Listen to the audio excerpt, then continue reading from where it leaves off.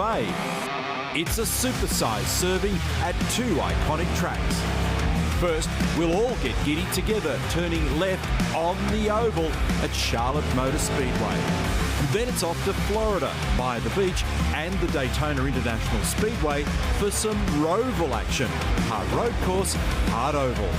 It's all your regular heroes, plus Lando Norris, who is firmly hooked.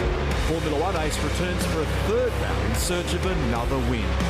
That's tonight on the BP Supercars All-Stars E-Series.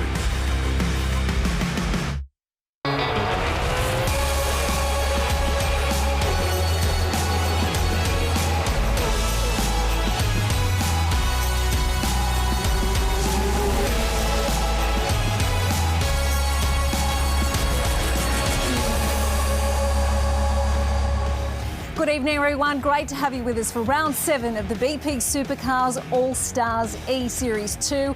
The most iconic North American speedways are the playground tonight. Joining me for all of the fun, it is a very good evening to Neil Crompton and Andrew Jones. Yes. Hello, guys. Good to see you. Ready to go racing. We're staying, as you say, virtually in the US of A. Supercars on oval tracks. How Should cool be is that? some fun. Unbelievable. For the first time in the history of supercars racing, we go to a couple of the most iconic locations, and for us to be at an oval, that is very, very cool. Now, we know that it's been very serious in the first rounds of this championship series, and they're doubling down in terms of intensity. We've got 4 events to go. Therefore, there's 1,200 points available. There's only 56 points between first and second. Shane's moved up to second. ADP, Anton De Pasquale's moving up. Cam's in there as well. They're all hunting McLaughlin. AJ, it's going to be pretty intense in the run to the flag. It certainly is, and this is the virtual world, obviously, but in the real world, when the Supercars teams went to the Circuit of Americas, a lot of teams and a lot of team members hired motorhomes and did this road trip to Charlotte and watched the Charlotte 600 in North Carolina. So this is a little bit of life imitating art a bit, isn't it? So it's going to be very, very exciting. I can't wait to see the pack racing that Charlotte will produce. Cool. And the good news for all of the drivers this evening is certainly for this first race, no damage, Bill Crompo. No damage, Bill, and I thought it was such a fine idea. I've adopted it for my entire life now. So no damage for anything that I do at any other time. When I drive home, when I offend you, torture the viewers, just hit the button. It's all good. Away we go. So I learnt that trick on Monday, Andy. It was great. Yeah, and I think I can hear a whole heap of team managers and team owners at the moment looking for that no damage button right about now. They could do with it, I think, when we go real racing. And based on what I saw in practice and qualifying, they're going to need it. Yeah, indeed. It's like the weather button. We need one of those, certainly for Bathurst and those places. This is what the championship looks like as we head into round 7. As Crompo said, they're all hunting McLaughlin, who still sits at the top of the leaderboard. Shane Van Gisbergen closing in, only 56 points between the two. Waters is also within striking distance, 83 points off the pace. Anton De Pasquale and Chaz Mostert making up the top 5. Let's talk to our E-Series leader. Thanks to Cooper. Scotty McLaughlin is standing by for us. Good evening to you, Scotty. How are you feeling going into this one tonight? I believe in the virtual world, you're actually pretty good on ovals, aren't you? Didn't you take out the Indy 175, was it? You're only as good as your last race, Jess. I qualified bad, so I've just had a feed, just try to carb load because I'm going to need it because I'm going to have to throw a few moves in this race. So, is it NASCAR boys have at it, or drivers have at it, so we can just can I just plough my way through the field? That'd be the main thing. That'd be fun. Yeah, well, there's no damage in this one, so go your That's what I hardest. figured. Are you feeling the pressure though? Because you've got Shane breathing down your neck in terms of the championship. Anton's making his way forward. Cameron Waters isn't too far away. Are you feeling the pressure? I'm just coming up for air. This is probably the most pressure situation I've ever been a part of in my whole racing career. So I'm actually really nervous about it all. Honestly, Jess, it's just I'm having fun, just getting after it. Those boys are quick. I'm just trying to hang on. On a serious note, you'll be really looking forward to June 27 because it means you can get out of your sim seat and back into a real race car. You must be really excited as we count down to that date. Yeah, I haven't left this chair for a long time, as you know. So it's I've figured out a sleep pattern in here and stuff. But now it's time to get on with the real stuff. Can't wait. But the best thing was in this period we were able to showcase our sport and our sponsors to everyone, and I've had a lot of fun doing it. So we'll continue pressing on until June 27. But geez, I can't wait to get back in the real. I bet. Well, good luck tonight. We're looking forward to watching the show. Have fun. Thanks, we'll do. All right, let's take a closer look now at Charlotte Motor Speedway with Jack LeBrock, thanks to Logitech.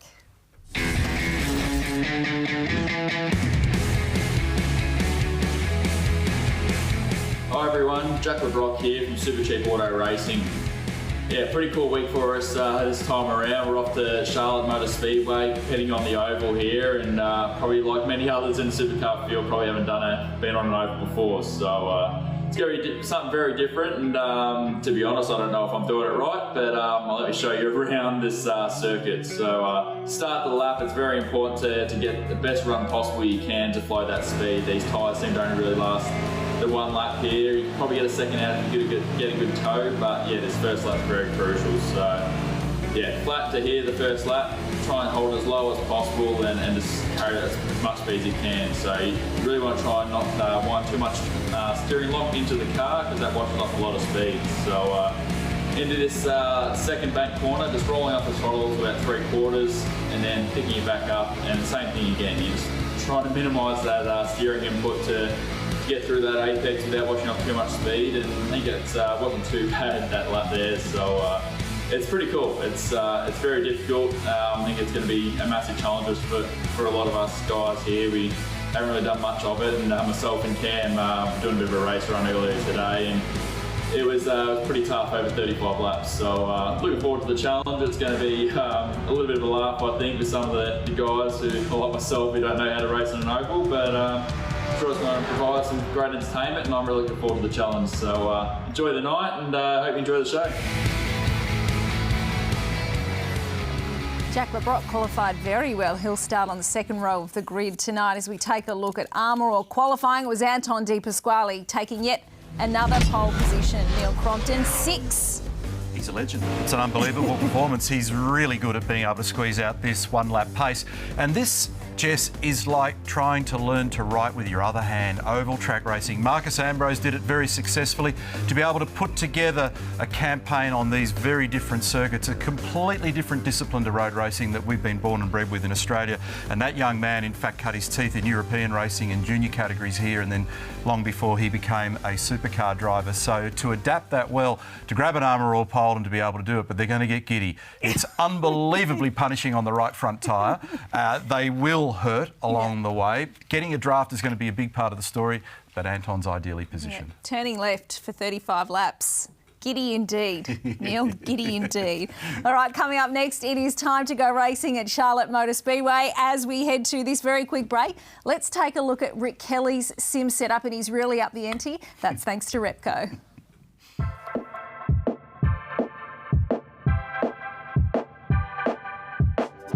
Hey, Rick Kelly from Castrol Racing here, and I just wanted to show you the new sim I just finished building. So you probably saw the camp chair sim I first started off with. This is something I've also built myself.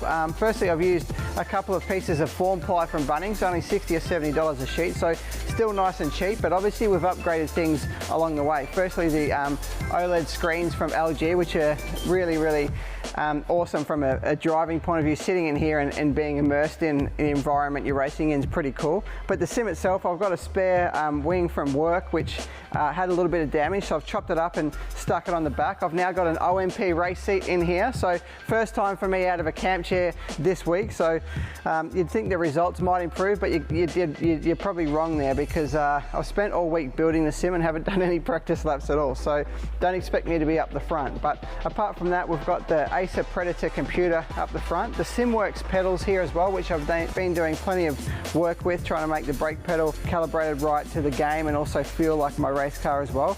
The same steering box that SimWorks use, called Sim Experience on their simulators. I've actually switched it upside down so it's hidden inside the dash here as well. We've obviously got the Logitech headset which we can use, and I've also got a Logitech subwoofer and stereo on this thing as well, so you can hear the noise as you go. And the Supercars shifter, which for me is a bit of an upgrade. So, and still the DIY homemade steering wheel. So pretty cool. I wanted to be a little bit different still, but upgraded from the camp chair to what looks like almost an Aussie racing car, but very similar to my Ford Mustang. So can't wait to jump in this and have a bit of a play. I hope you like it.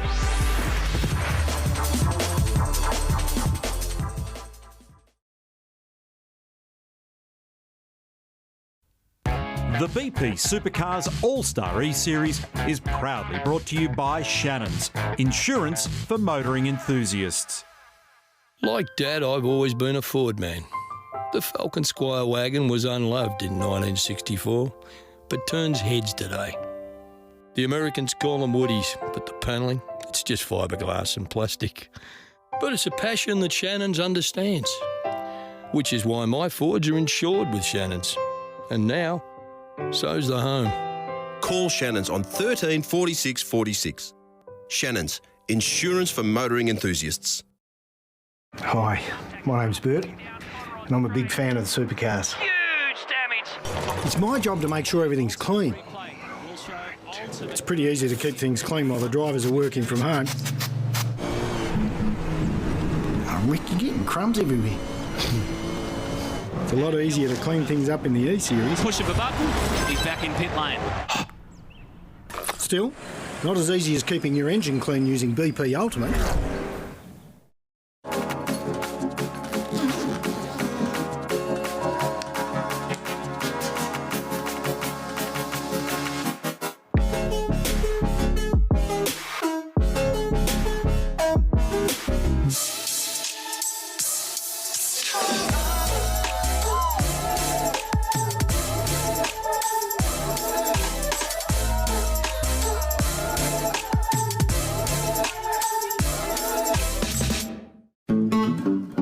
Black Duck seat covers are bred for adventure. We're a family-owned company making Aussie-made seat covers. Our range of high-quality materials provides strength, performance and comfort. Perfect for all those Aussies who work hard and play harder. Black Duck seat covers can handle everyday adventures. Put them to the test. Get yours today from one of our trusted resellers nationwide or visit blackduck.com.au for more information.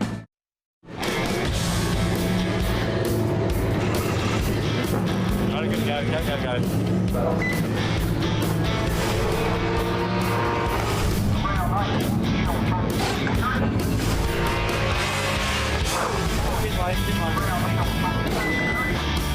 When you need refueling fast, you can rely on Mrs. Max.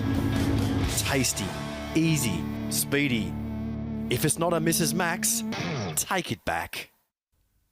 The BP Supercars All-Star E-Series is proudly brought to you by Shannon's, insurance for motoring enthusiasts.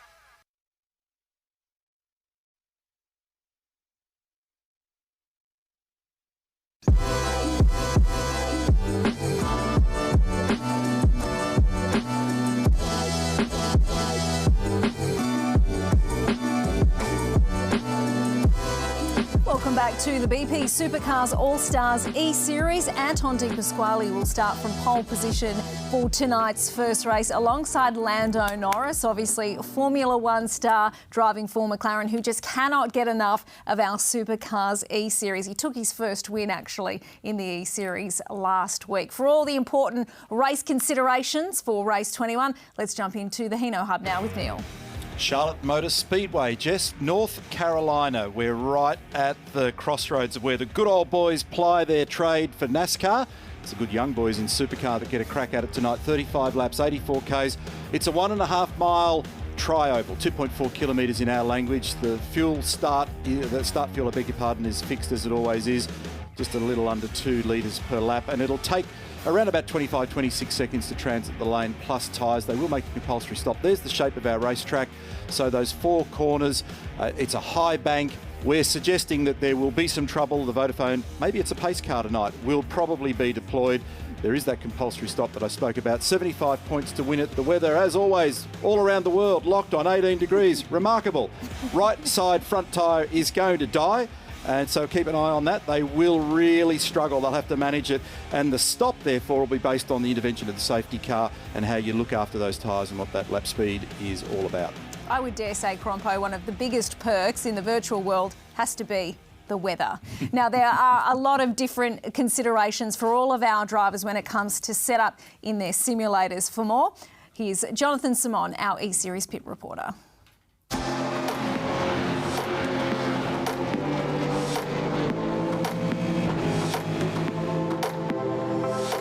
A Another thing to think about in iRacing is your field of view settings.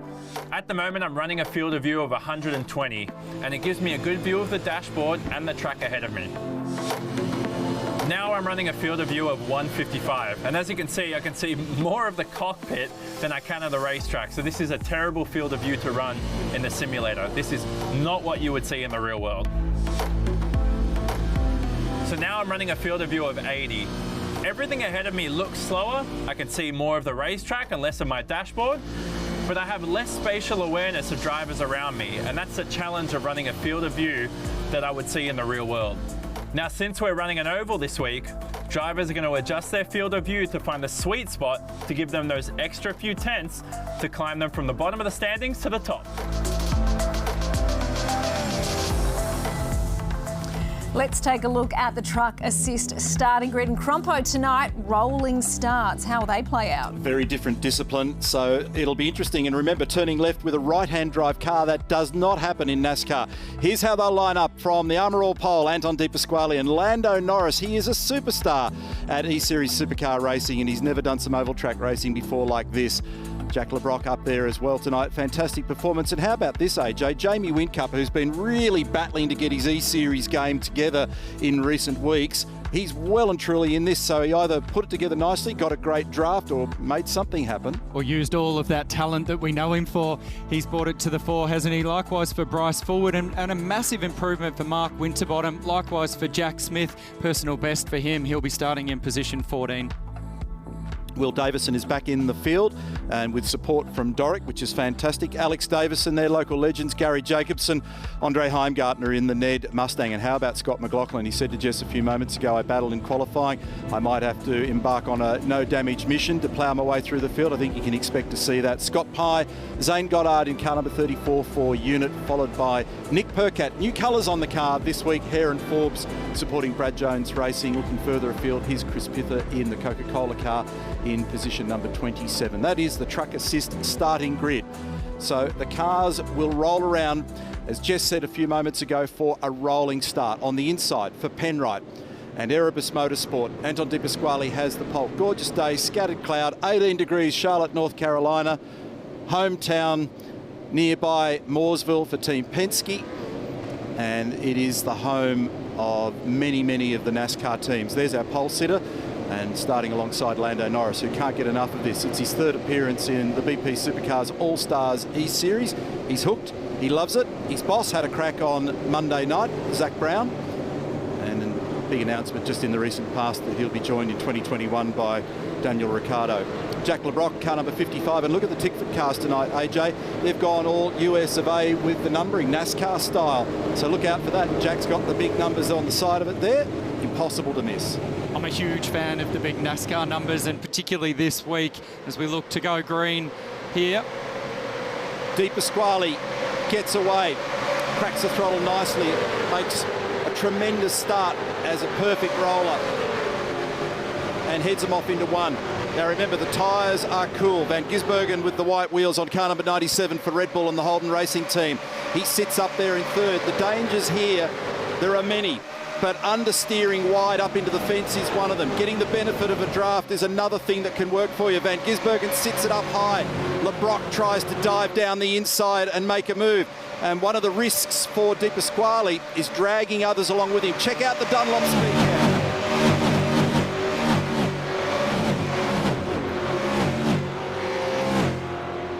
They're reaching a virtual 280 odd kilometres an hour around this track, and McLaughlin in the lane. Did he have trouble? Did he get turfed? Did he make a mistake? Or is it strategic? Jess is indicating that he's had a spin. So our Pertec pit reporters are going to be all over this. And that's what happens when you're down the order, boys. So Chad Nailon and Jonathan Simon are watching from the virtual pit lane. Update us, please. Good evening.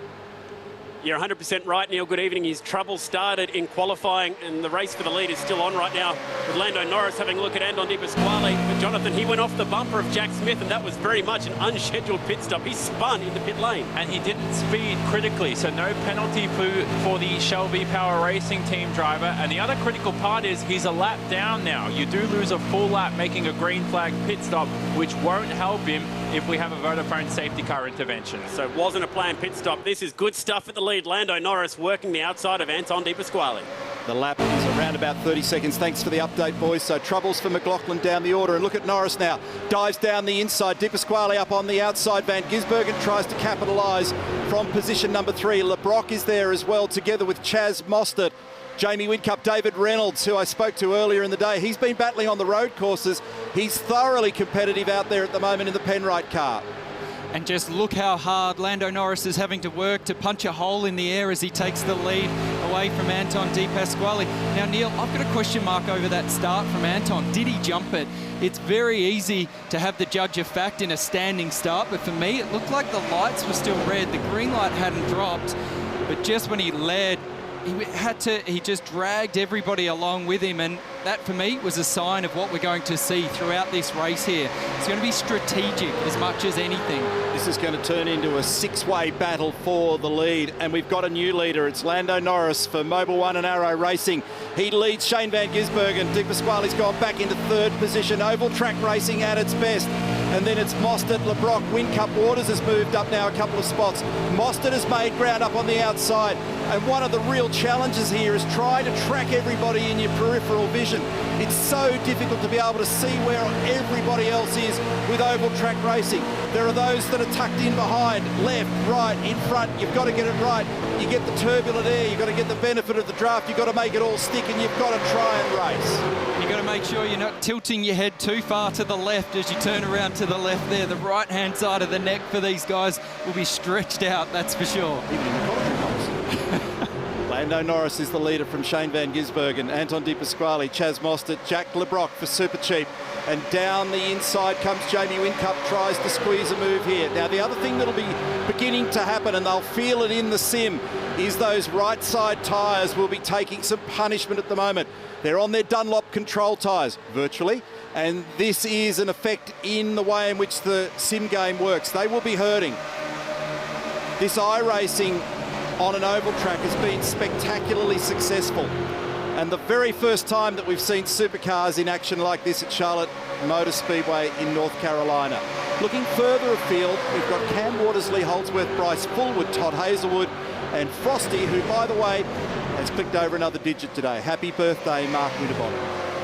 The story here for me, Neil, is we know what's going to happen at the front. If you lead, everybody else is going to be able to draft up onto the back of you. The person that I really want to watch here is Whincup, and he's in P7. We know he's got massive amounts of race smarts about him. I reckon he'll be just working out how much of that toe he can use here and how quickly it'll bring him to the front of the field. We've still got 25 odd laps to go. There's a lot to be learned and a lot to be learnt on the run for these guys. Meantime, McLaughlin's name is showing down in 25th position at the moment. Our order, let's check it again. Up 3 spots, Van Gisbergen from Norris, then De Pasquale, followed by LeBrock, Waters, Mostert, Holdsworth. Blink, and you're out of the lead and back in 6th place. Look at this extraordinary battle as Norris now pokes the nose down the inside in the Walkinshaw Andretti United Mobil 1 Arrow Racing entry. As he squeezed it back into the lead, he has by a whisker, by a front bumper. Norris, Van Gisbergen, De Pasquale. And remember that Anton had a ripping round last weekend at the Circuit of the Americas, Austin, Texas, and has moved up the order, closed the margin as Van Gisbergen moved up into 2nd in the championship. They've put pressure on Scott McLaughlin. He only came into the round this evening with 56 points to up his sleeve, to his credit. And as Jess said right at the top of the show, he's done a bit of successful E-Series racing, but in the IndyCar. He won the Indy 175. He went to Japan, Motegi, and had a run there, had a run at Michigan as well. He's been living in that sim. Might even be a bit of mould growing in that seat. And the person in this group that does a lot of secret squirrel racing on this style of circuit is Shane Van Gisbergen. Anytime he gets together with Scott Pye and that group of guys and races for fun, because 10 to 14 hours a day in your sim isn't enough. You go fun racing. It's all done on a road course / oval track, and Shane, he'll know how to play this game, and at the moment he's just running that car, letting it drift a bit high. He's staying towards the front of the pack. A little bit of rub from Cam Waters on the back of Di Pasquale. Di Pasquale has to lift. That's hurt his run. 22 laps remaining, and I'm surprised that we haven't had a drama. Certainly with this lead group, there's been plenty of opportunity for things to come unglued. McLaughlin went into the pit lane in lap 1 and rotated that car. He's down the order. This is going to hurt his championship battle. There's 75 points for grab in this first race this evening, the first of 3, and the next 2 races will be from the Daytona Motor Speedway. Van Gisbergen back in the lead from Norris, Mostert, LeBrock, Di Pasquale, Waters forward, Holdsworth and Whincup. The top 10 is one heck of a battle at the moment. Waters in the monster car gets down on the inside of the turn and lines himself up for a run in to the pit lane. Now, we've seen a lot of nose-to-tail contact as people have come in and taken their stops in rehearsal. Meantime, Van Gisbergen, Norris, Mostert, 1, 2 and 3. Chaz, car number 25 for Mobil 1 and Appliances online. He tries to make a dive down the inside. Has he grabbed him? Yes, just. Norris looking for his second victory in Supercars E-Series racing in 7 days. He's adapted so brilliantly. So as we see the first round of pit stops from the lead group starting to happen, currently we're at about just under a 1/10 of a second tyre degradation. 15 laps in, we know that the guys that have started to make those stops will come out, they'll have some speed. Is there the undercut available here?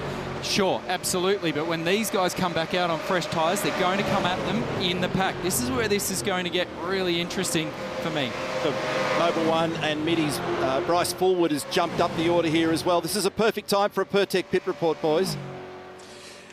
Well, Cromley, the thing for me now is finding teammates, and I can just say that I'm loving this right now. This is so interesting. So much like NASCAR in the real-world scenario, we find the teammates hooking up. So for Tickford, 3 of their drivers, all 3 drivers came in and pitted together so they can slipstream when they get back out. They certainly can. Now, they need to be careful because after lap 9 of their stint, the tyres plateau, and they'll be a second slower compared to these leaders who come in later. We're halfway through the race, so strategy is going to develop very interesting from here. One around in the background, I think that might have been Lando Norris actually pointing backwards at turn 4. He's in the fence.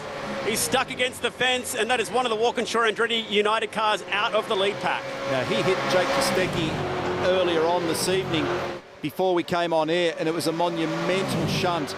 So pointing backwards at the Charlotte Motor Speedway and not getting collected by half the field's a bit of a miracle in itself. Now, the last lap for Van Gisbergen was a 31.2, and his best lap, as Jonathan was suggesting before, is about a second faster than that. So Fullwood leads, Gizzy's come in, and the first in the queue that has stopped at the moment is in fact Jamie Whincup. Mostert in, Van Gisbergen in, Fabian Coulthard in.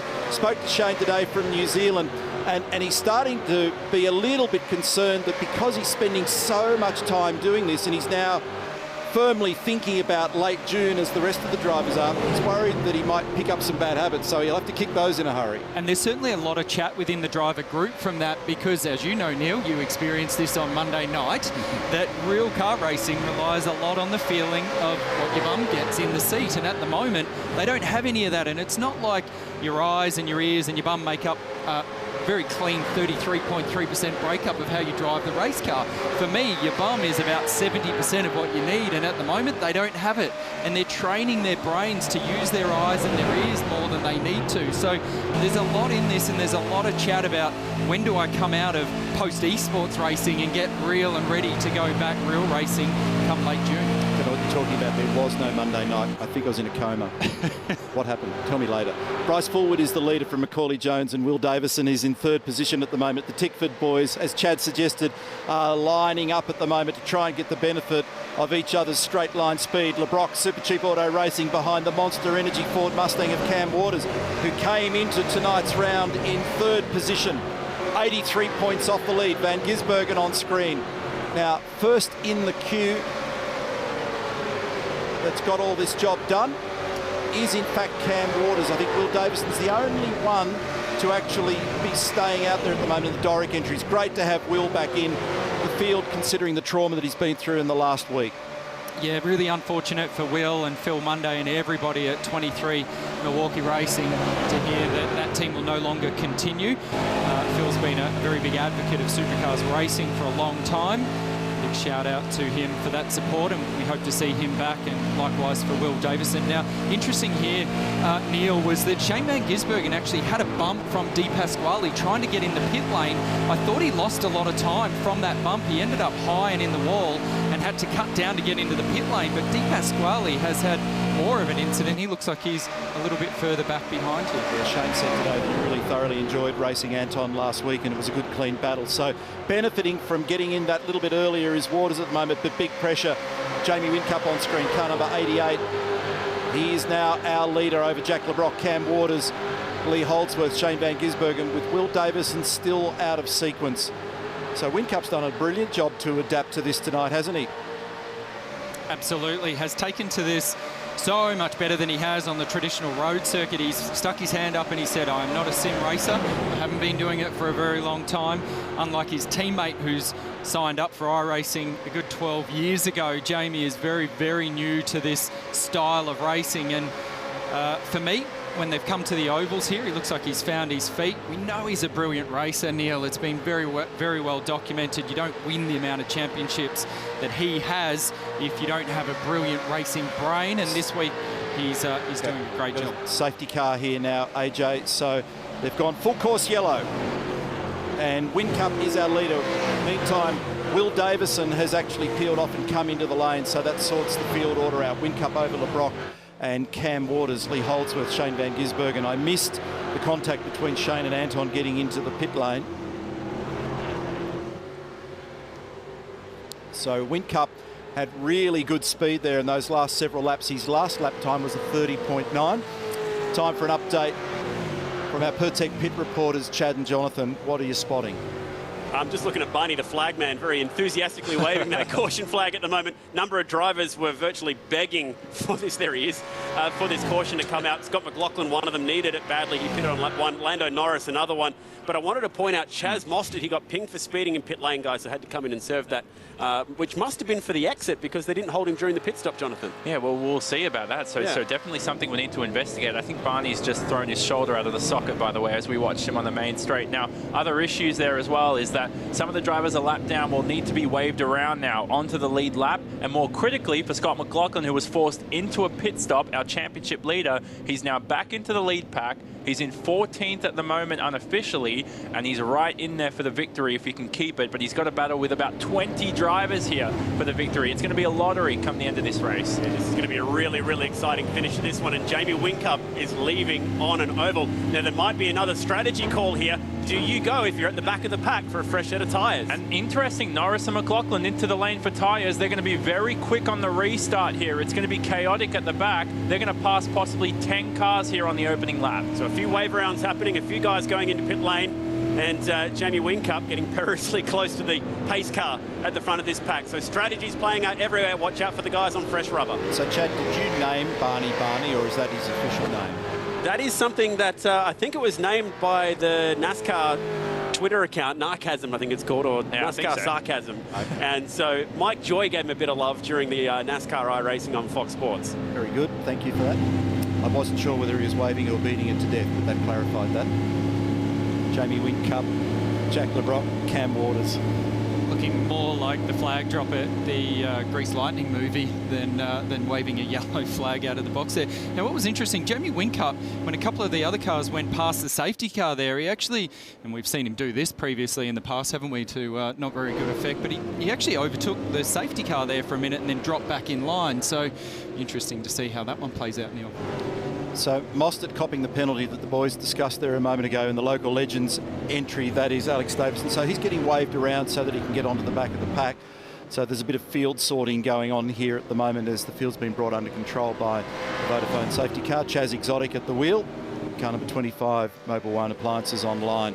Great pace, but that little mistake has cost him pretty dearly.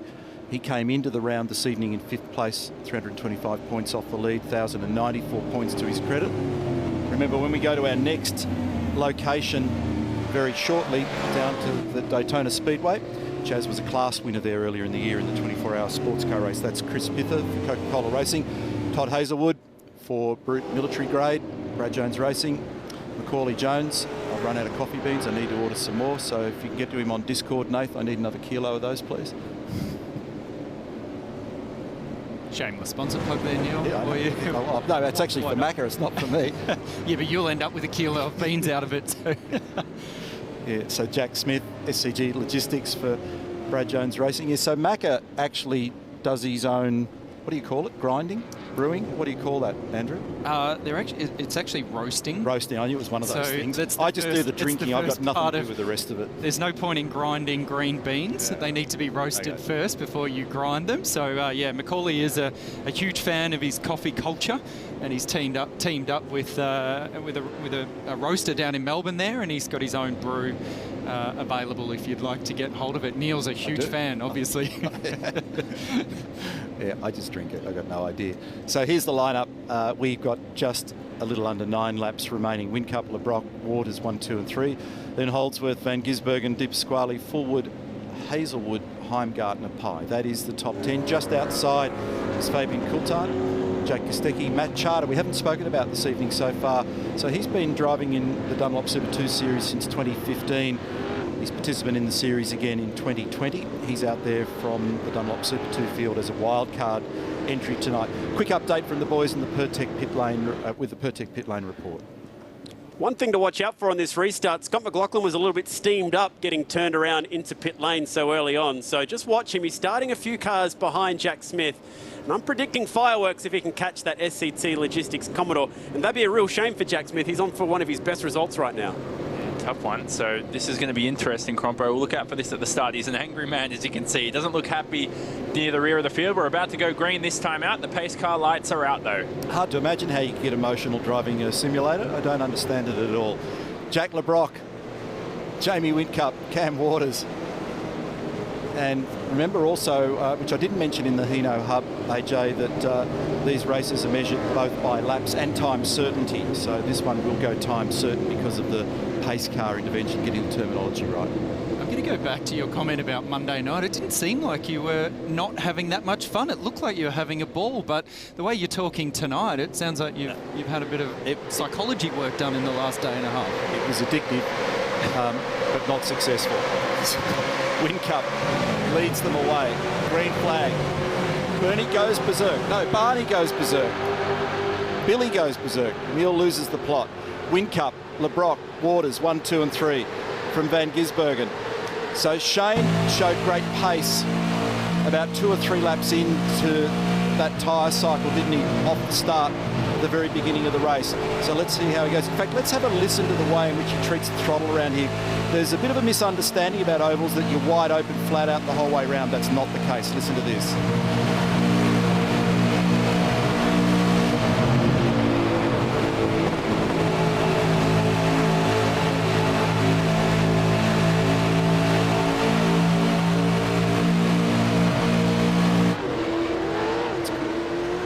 So we've got just a little under 2.5 laps to go, and trouble.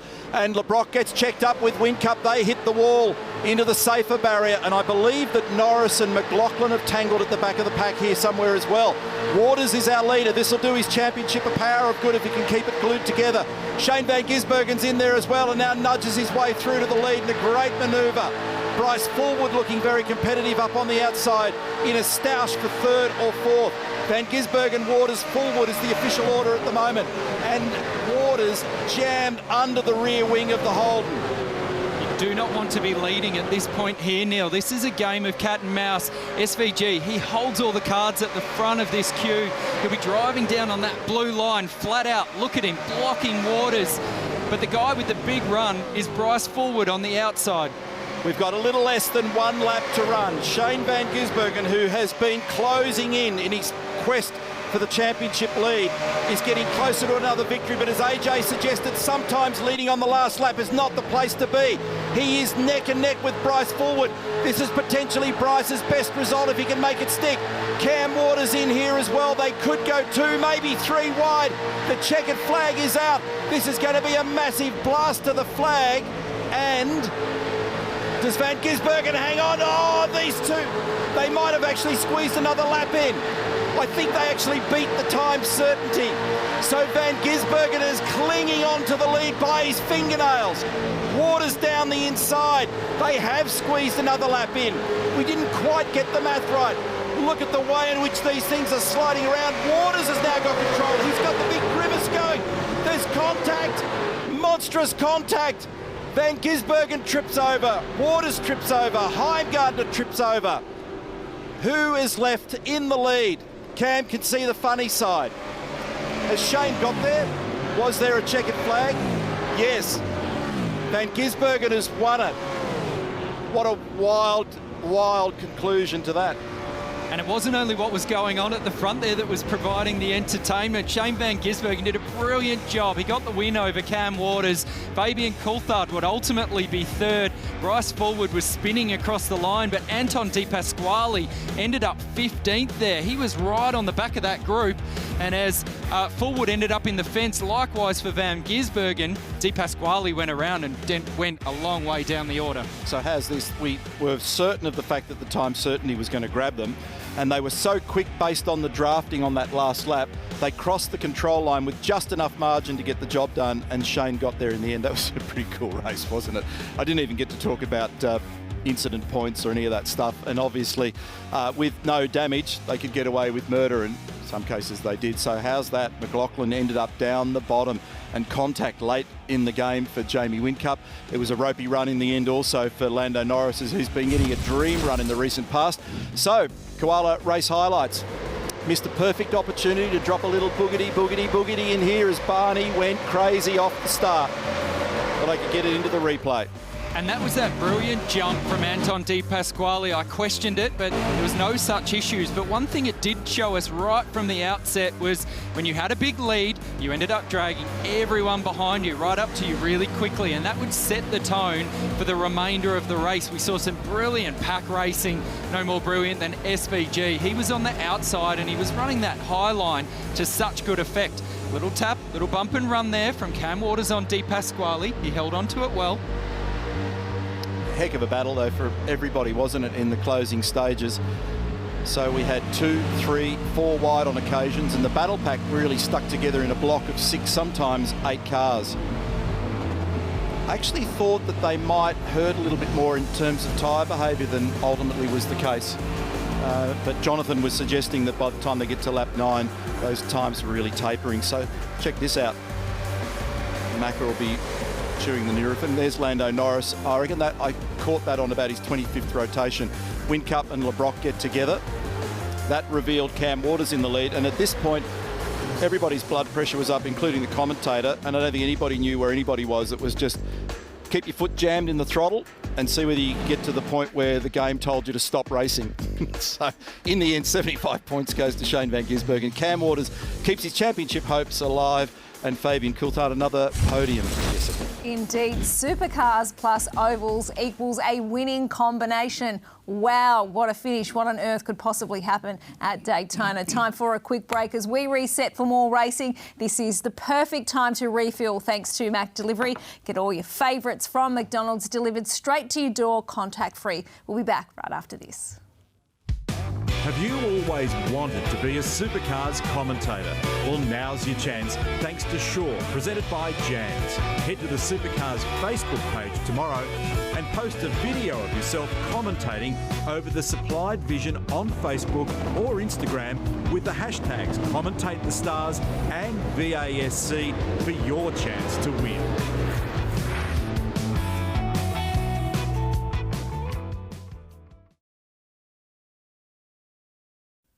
The BP Supercars All-Star E-Series is proudly brought to you by Mrs. Max.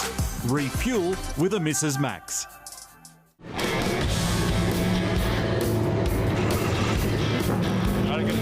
Go.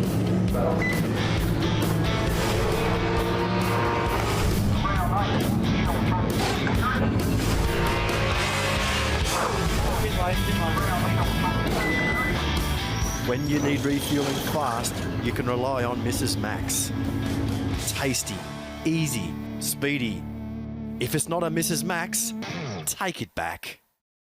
Hi, my name's Bert, and I'm a big fan of the Supercars. Huge damage. It's my job to make sure everything's clean. It's pretty easy to keep things clean while the drivers are working from home. Oh, Rick, you're getting crumbs everywhere. It's a lot easier to clean things up in the E-Series. Push of a button, he's back in pit lane. Still, not as easy as keeping your engine clean using BP Ultimate.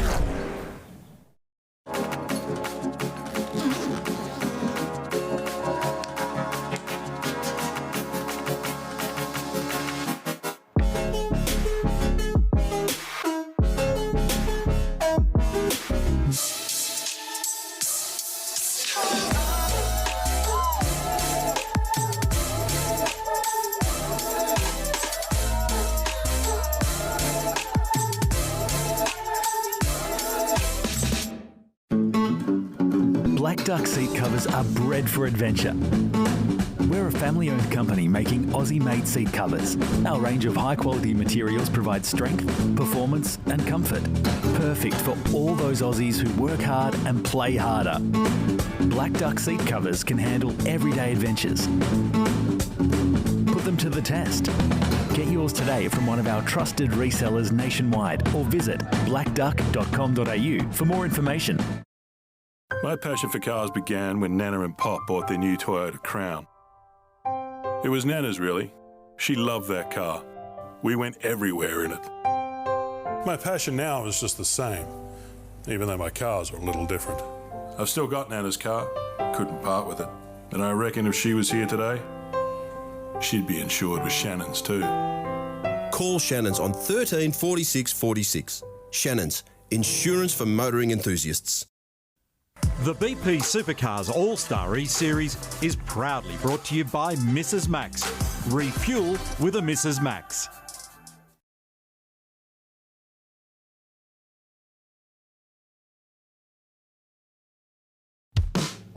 You can support your favourite team or driver during the BP Supercars All-Stars E-Series.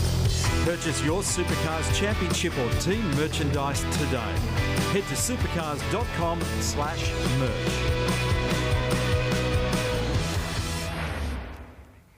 It's great to have you with us for round 7 of the BP Supercars All-Stars E-Series. We hope you're enjoying the fun so far tonight. Of course, the action rolls on to Daytona International Speedway, I should say, for races 22 and 23. For more on this iconic circuit, here's Chaz Mostert, thanks to Logitech.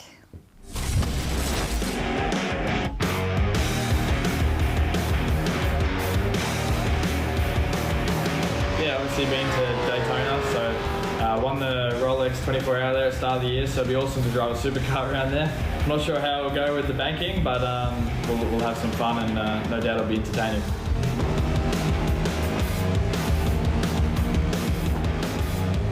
And for all the vital stats for race 22, let's jump into the Hino Hub with Neil.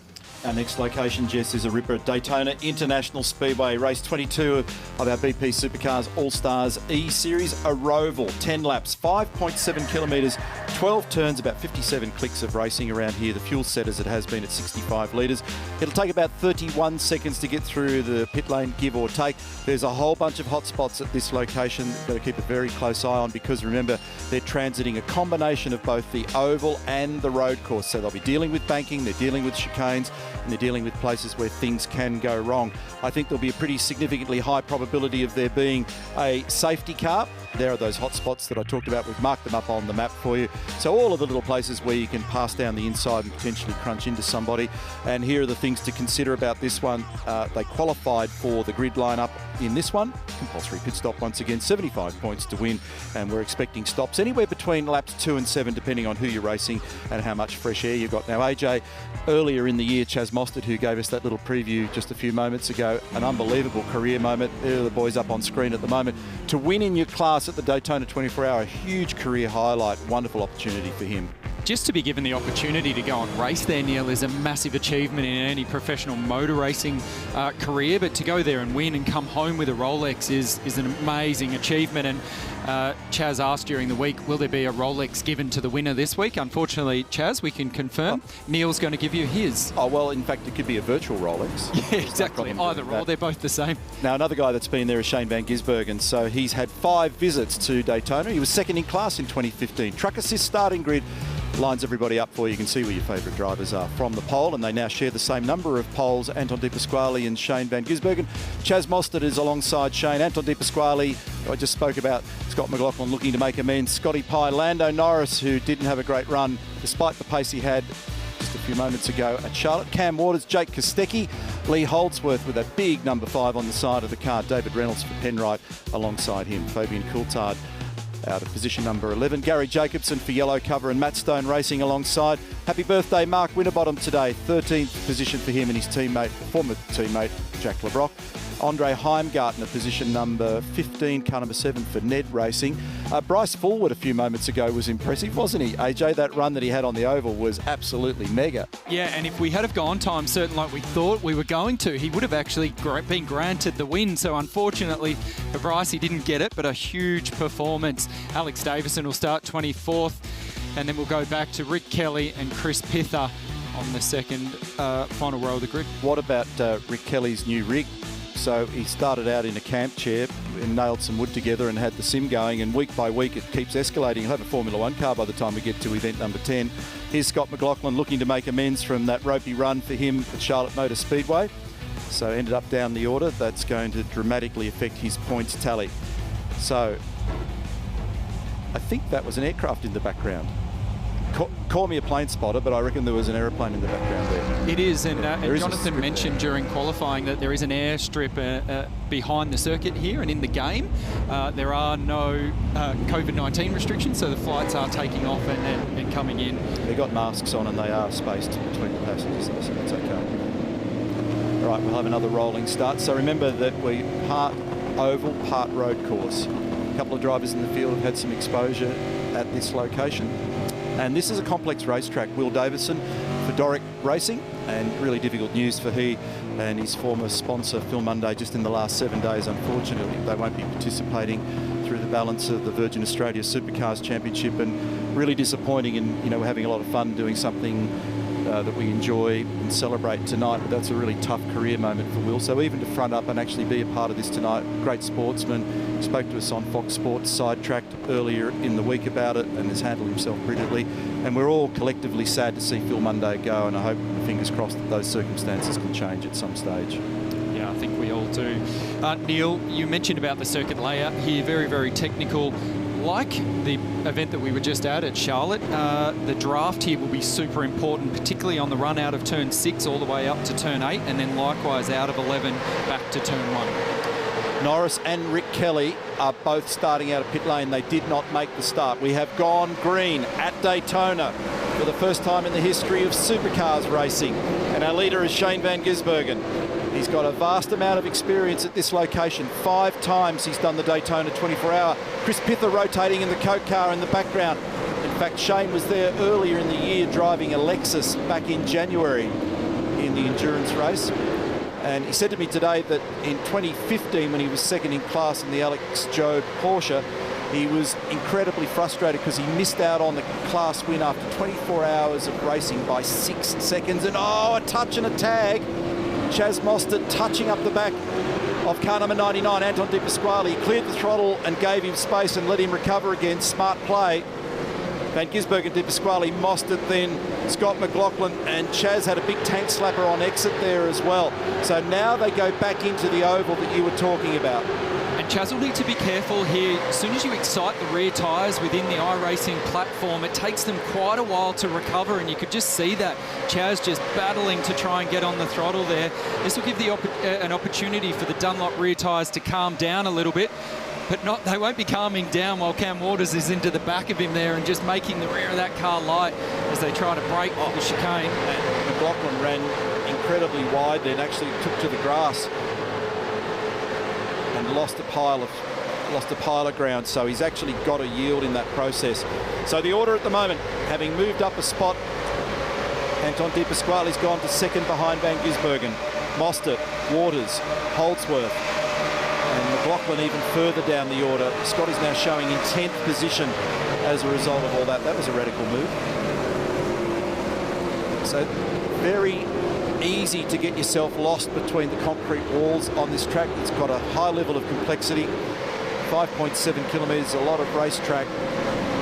Very easy to just make mistakes at this track. I had a bit of a look at it last week, Andrew, and just being able to properly position yourself. And I think that we've got to shout out the fact that jumping from a discipline that involves oval track racing and then to go road course racing with a touch of oval about it is a really difficult thing to do.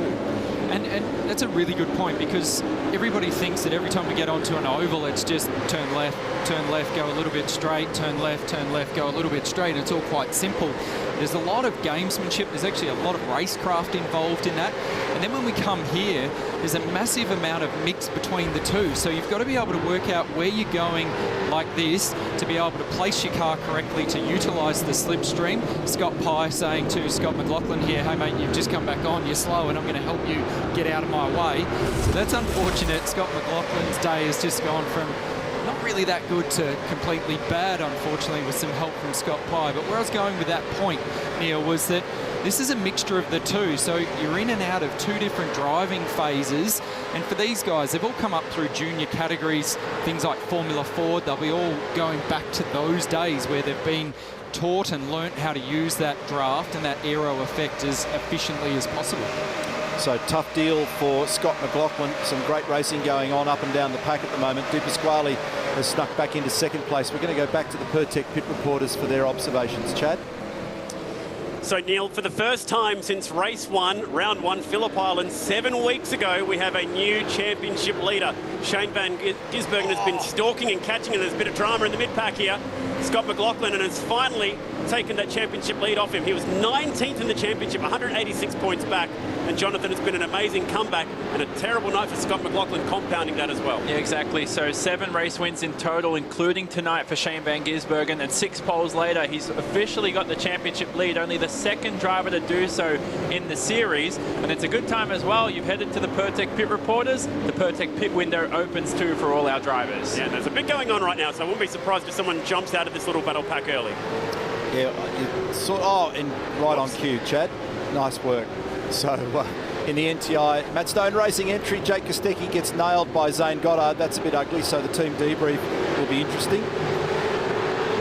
And away he goes once more. Van Gisbergen over Anton De Pasquale in more trouble. And that's Todd Hazelwood down at the bottom of the apron. And what a great time, Andrew, to be a driving standards advisor when all this sort of stuff is going on. He's been hiding in the bunker in Queensland, but it's time to drag him out from underneath the shadows. It's a very good evening and welcome to Craig Baird. Come on, Beardo. Hey guys, how are we? I thought I was going to get away scot-free tonight, but speaking of Scott, Scotty Pye unloaded car 17, so he's going to receive a drive-through penalty. And we're just digging back through a bit more footage, so you'll be back to me shortly. We will. Thank you for that. So Scott Pye in the DeWalt entry tangling with Scott McLaughlin, and he's going to have a pit lane drive-through penalty for his trouble. Now, this is a familiar sight. Shane Van Gisbergen and Anton De Pasquale in combat. First and second, 0.2 of a second between them. David Reynolds looking very speedy out there at the moment in third. Gary Jacobson, Mark Winterbottom, Jack LeBrock, Nick Percat, Bryce Fullwood, Jamie Whincup, Will Davison. That's the 10 at the moment. The battles that these two have been putting on week in, week out have been absolutely brilliant. I caught up with Anton last week when I was down in Melbourne. I was sort of cheekily quizzing him on his on how much time he's been spending on his simulator, and he was very coy about his answer. I can only feel like it's a lot. Anybody that says they're doing less than 10 hours a day are probably lying, unfortunately. But he said he absolutely loves it. He's enjoying it. He doesn't find it that different to real car racing. And, you know, for all the reasons we spoke about before, Neil, where you lose that feeling through the butt of your seat, he doesn't find that, and he thinks it's, you know, very close to realistic racing. And how good's the racing been between SVG and Anton week in, week out? It's going to be a battle of wits and concentration here, and one of the things that Shane felt was really beneficial was not so much the transference of the shapes of the tracks or the feeling, if you can say that, of actually driving the sim. He said the best part about it is it forces me to concentrate over the journey and not make a mistake. And that's what we're going to focus on now, watching him back into this race. There's a little over 6 laps remaining. And so it's all about just maintaining a very high level of concentration. Into the pit lane comes Anton. See, locks the rears on the way in there. Pit lane speed limiter controls the speed for the Pertec pit stop, and he's being joined by others. The first in the queue, looking at the timing here, that's taken the stop is Chaz Mostert over Lee Holdsworth.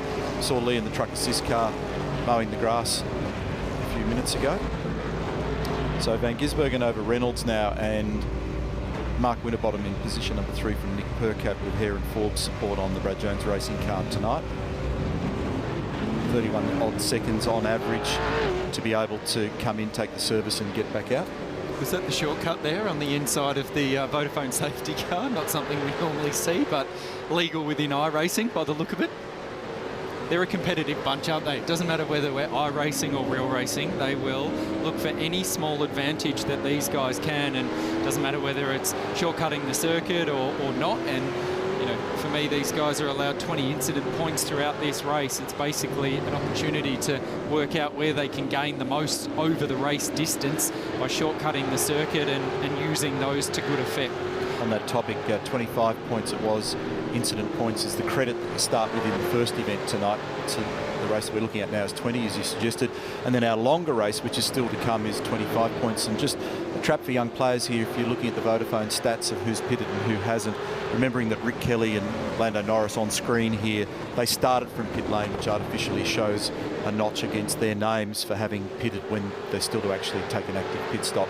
So Van Gisbergen over Reynolds. David's up 7 positions. Remember, a few people have pitted, so we'll see some variation in the strategy here. Lando Norris, Mobil 1 Arrow Racing, McLaren driver, 11th in the World Formula 1 Championship last year, made his Grand Prix debut at the Australian Grand Prix, and now our race leader Shane Van Gisbergen comes in, who's already grabbed 75 points and has gradually, slowly but surely been sneaking his way up to the top of the points table.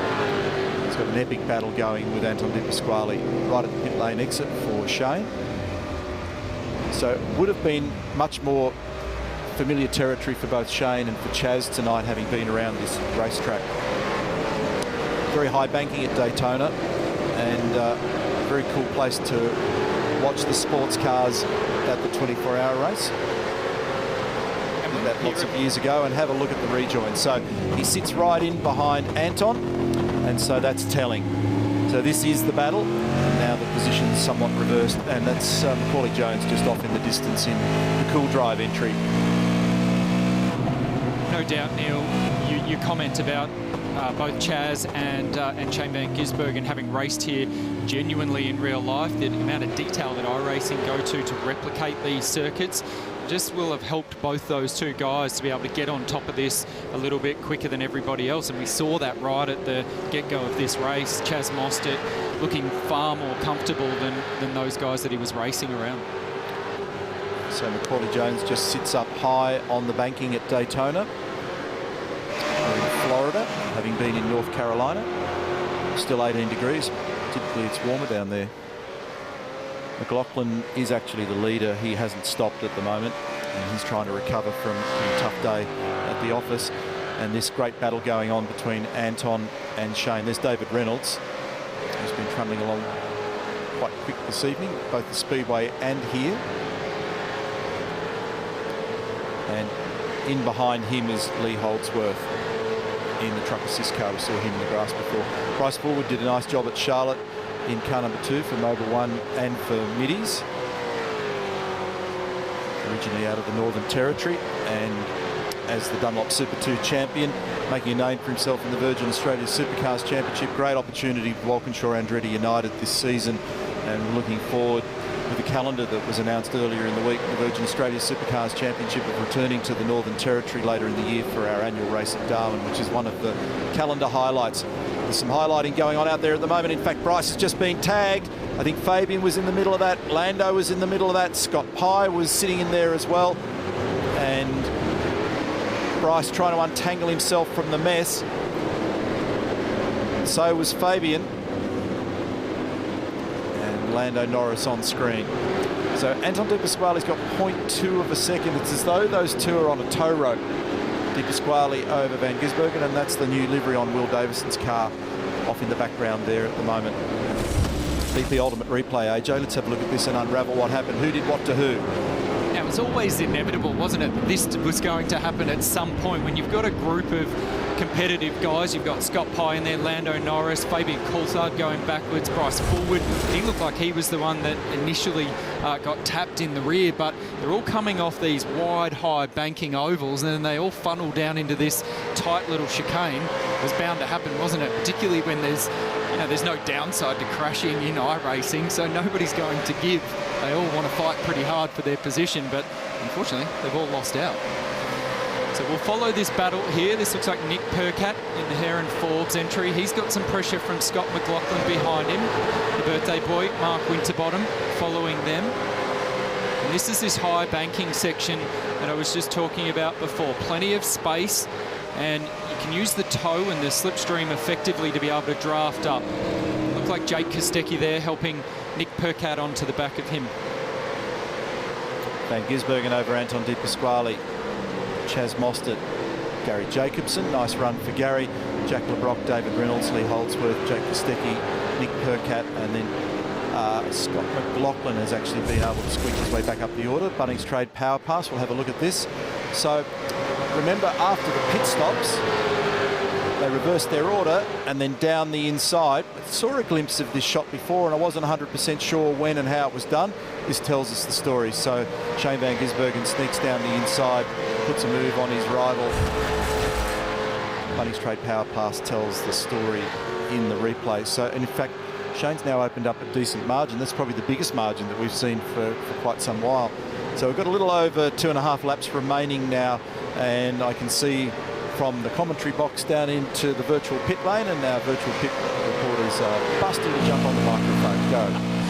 Well, I just wanted to preview what the end of this race might look like. It was something that we talked about in Armorall qualifying. And Jonathan, that fight between the front two is really shaping with a couple laps to go. Where do you want to be exiting the bus stop chicane? You want to be right up close, within about half a second of the driver in front, and you could see the slipstream effect as we watch here as Will Davison tries to force his way past. There's going to be Nick Percat actually. Oh, Nick Percat, excuse me. Yeah. Aggressive. And now he's going to have to run wide through the chicane. So anyway, come down the final lap between Van Gisbergen and De Pasquale. The lead's going to go down for a drag race. So also Gary Jacobson having a great race. Dave Reynolds inside the top 10. He was spotting for John Stephenson the other night when he had a win. But this battle is very interesting. 2 to go. And I think maybe Anton De Pasquale might be better off exiting the bus stop chicane in second on the last lap. Well, we're about to find out. We've got exactly 2 laps remaining. Van Gisbergen officially on the computer timing's got 0.4 of a second over Anton. It's a couple of car lengths between them. Gary Jacobson, as you mentioned, boys, sitting in 4th position at the moment. He did have a 3rd place at Spa in the reverse grid race. He's had a bunch of top 10 results, including a swag of 7th placings. It's interesting, AJ, when you look at this, who's got strength here and there. So in some places, as it is in reality, Shane's very, very strong and opens a hefty gap. And other places, Anton's all over him. Shane made a little mistake into the right-handed there a moment ago. Yeah, it's almost like Shane Van Gisbergen has a virtual rubber band connected all the way back to De Pasquale's car, and all through the tight stuff, that's where Shane's showing his prowess. But as soon as they get onto this fast, open banking and down the back straight, Anton's able to use that draft and that toe and almost slingshot himself back onto the back of Shane Van Gisbergen. He's just being a little bit of a pain in the neck. He's staying close enough that he can use this toe. There it is, right up onto the back of Shane. I think Shane's just got enough of a gap though, Neil, so that over this final lap, as we get through the tight section on the infield, that he'll be able to open that gap up enough that all it's going to do is help Anton onto the back of him. Hopefully we see this run. Now, Anton is a brilliant racer. He's got a similar mind to Jamie Whincup, so I'm sure there's more going on here than what we're seeing from within that simulator down in Melbourne at Penrite Erebus Racing. Much closer to the back now, Anton De Pasquale getting the benefit of the draft.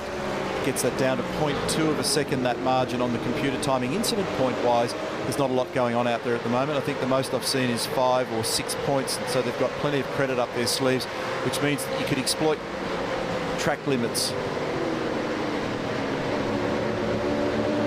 And Gisbergen, De Pasquale Mostert is the podium at the moment.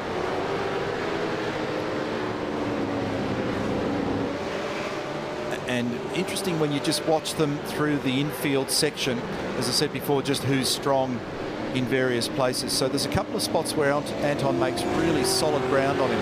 So this is the viewpoint in the virtual driver's seat with Anton De Pasquale. And a lot of rear brake locking on the run into that hairpin, and now they open them up.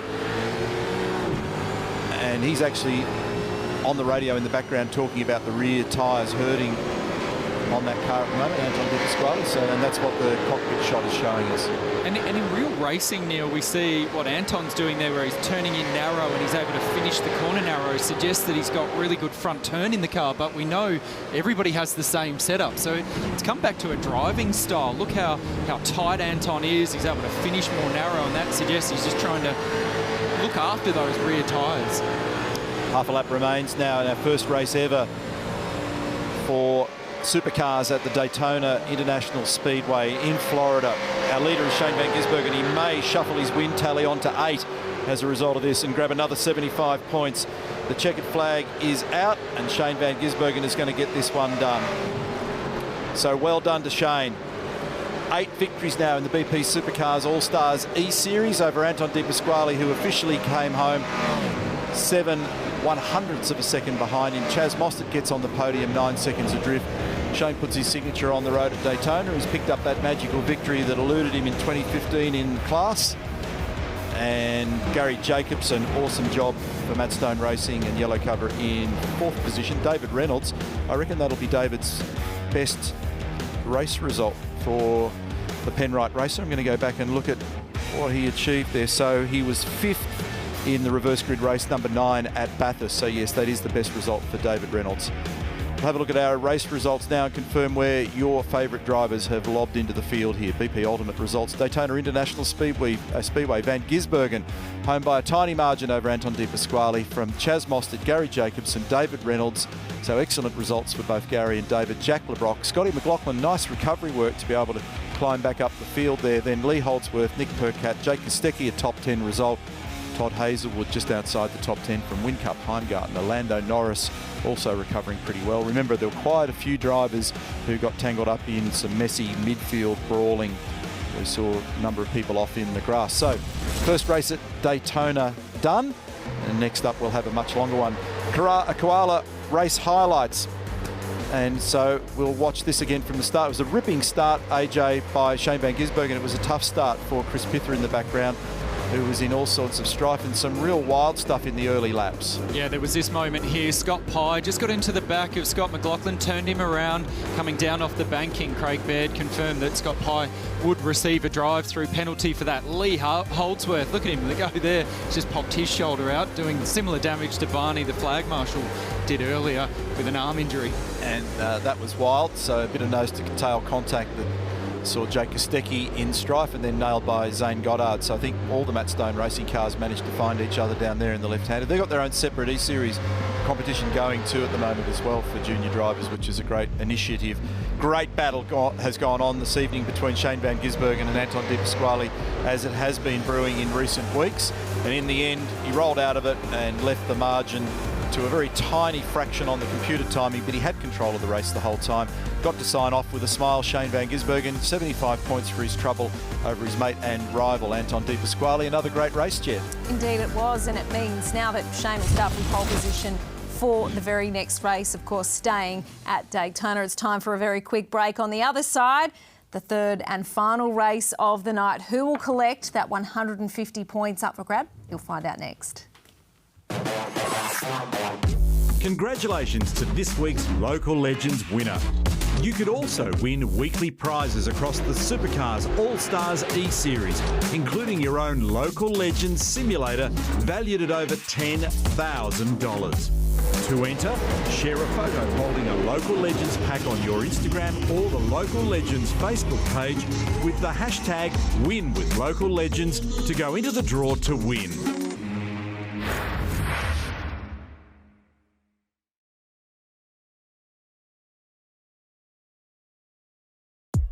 The BP Supercars All-Star E-Series is proudly brought to you by Pioneer DJ, proudly distributed by Jans.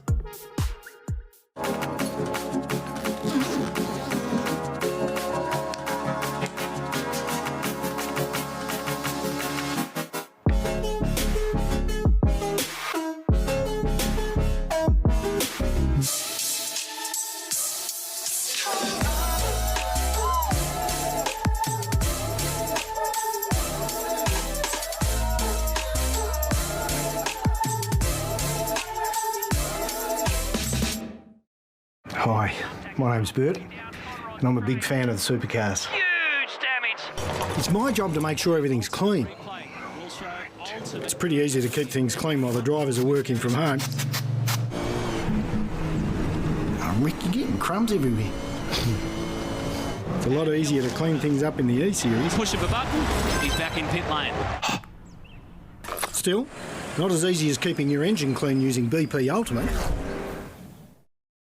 Years ago, BSA built more bikes than anyone in the world.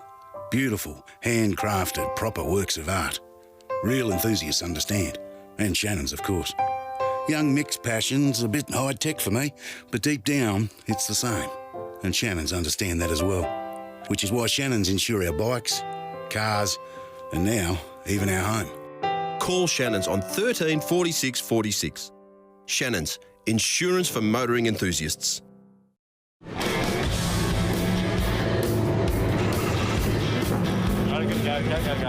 Go.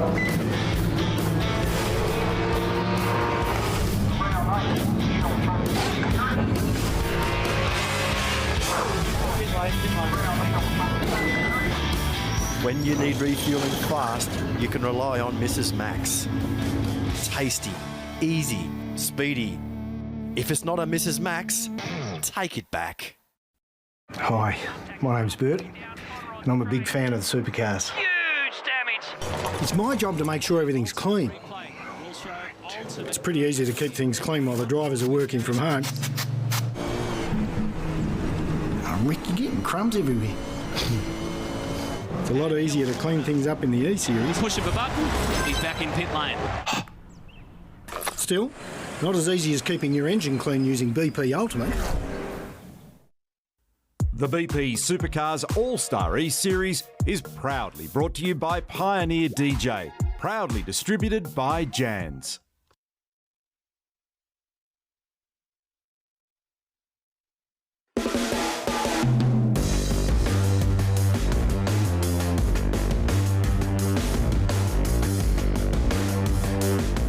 You're watching round 7 of the BP Supercars All-Stars E-Series. Shane Van Gisbergen, the driver to beat in this E-Series. 2 race wins so far tonight, bringing his tally to 8 so far for the series, and of course snatching the championship lead off Scott McLaughlin tonight. It's been fantastic to have F1 star Lando Norris as part of our E-Series. He is our international wildcard for the 3rd round tonight, and he's on the line thanks to Coopers. Good evening, good morning to you, Lando. Fair dinkum, you have been caught up in a fair few bingles tonight. Yeah, yeah, it's been quite a night so far. Yeah, I don't know what to say really. I've been all over the place. This last race, fair dinkum. My internet's so bad I couldn't even join the session on time. And I got to start from the pit lane, which made it even worse. So it's been one hell of a night so far. So I just want to, drive around everyone in the next one and hopefully win the race. And then jobs are good. Fair income. I hope that you can get it together for this next one. Hey, great news that Aussie Dan Ricciardo is going to be your new teammate at McLaren next year. That's something to look forward to, certainly for all of the Australian F1 fans. It's going to be a good season, I think, next year. So I look forward to it. We've had a good few laughs already over the past couple of years, and he's a really nice guy. We get along well, so. I mean, we still got this season to try and, we still got to start it yet, but to try and finish off well between Carlos and myself.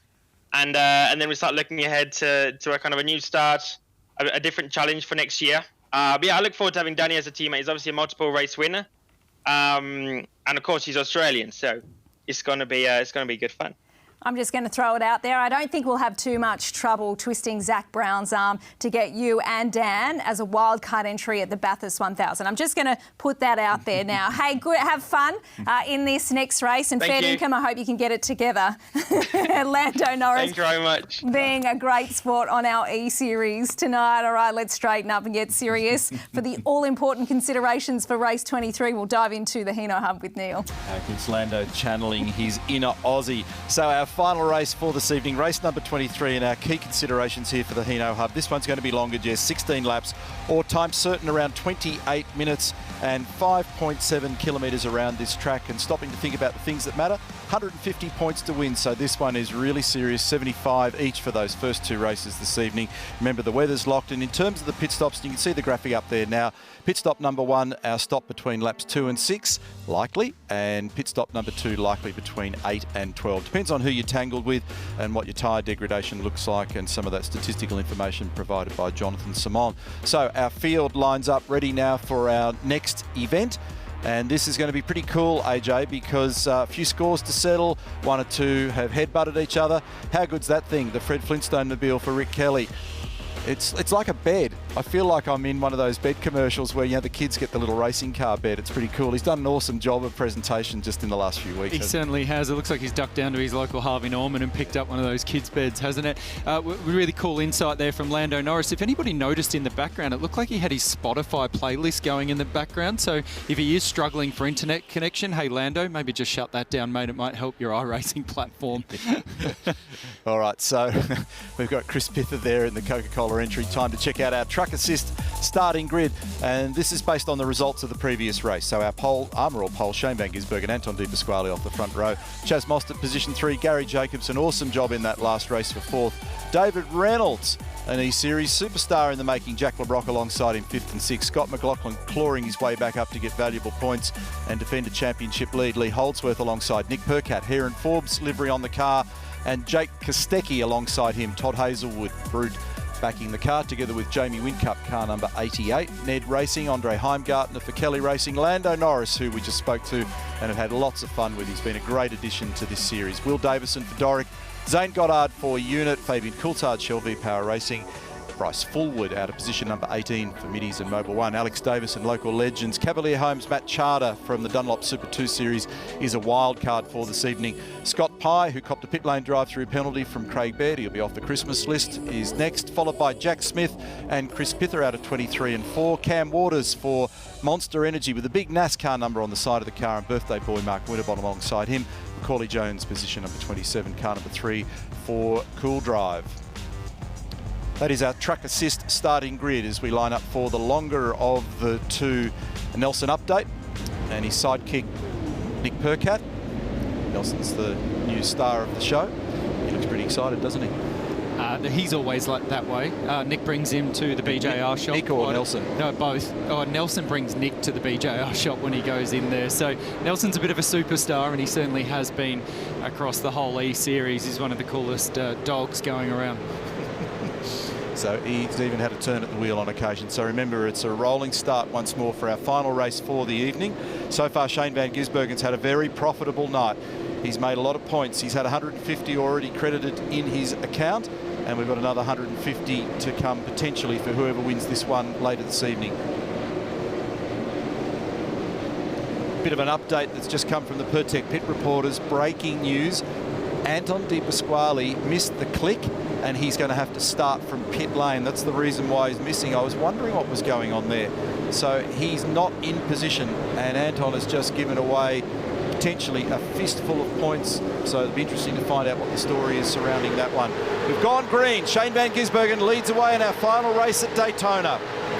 Gary Jacobson nudges her up into second position. He's got a great battle going with Chaz Mostert, and trouble for McLaughlin.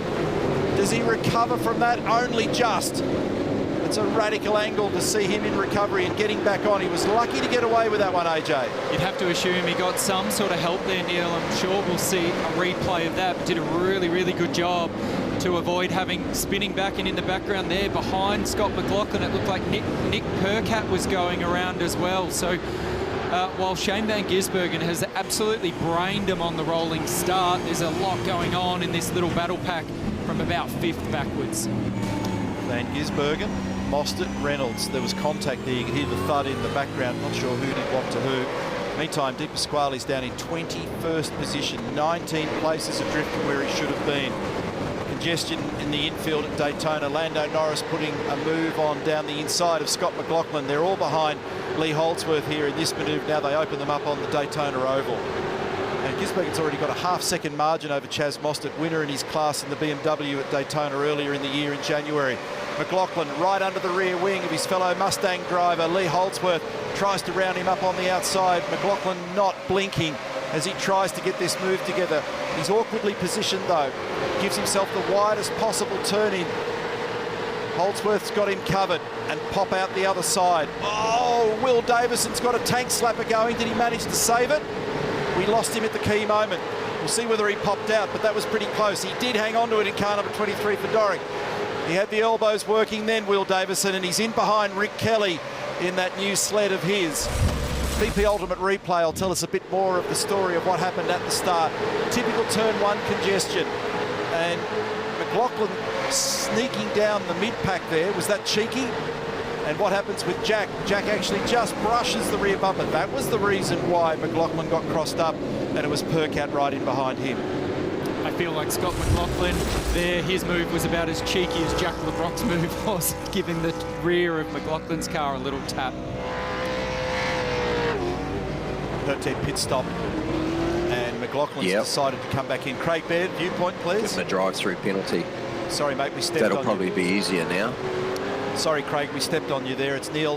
Give us an update. So because of the pit cycles, guys, what we're going to do, car 55, Jack LeBrock, is going to receive a drive-through penalty for contact with car 17. We were trying to reposition them, but with pit stop cycles, impossible. So drive-through penalty, car 55. Okay, no problem. Thanks for that, for the update from the bunker, together with Nash Morris in the background there. So Van Gisbergen's got a margin of just over 0.4 of a second at the moment from Chaz Mostert. In behind him, David Reynolds, Gary Jacobson, Jack LeBrock. That is the top 5. Weird night so far from McLaughlin, who've been through a phase in the early part of this BP Supercars All-Stars E-Series where he could do no wrong, and all of a sudden he's just finding himself in these awkward battle packs, isn't he? It looks like he's handed that baton over to Shane Van Gisbergen for the last couple of rounds, doesn't it? Shane can do no wrong, and yeah, Scott just finds himself in the wrong place at exactly the right time. 0.3 of a second the gap, Van Gisbergen, Mostert. We've gone further down the pack to have a look and see where some of the drivers are that you'll no doubt be tracking at home. Rick Kelly is up 11 spots into 11th position, but he's being attacked at the moment by Scott Pye in the DeWalt entry. Charlie Schwerkolt Racing, car number 20.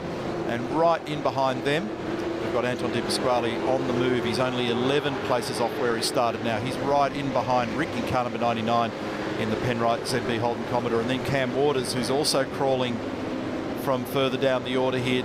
Up the inside of Rick, puts Rick out on the dirty line on the outside of the road at the hairpin.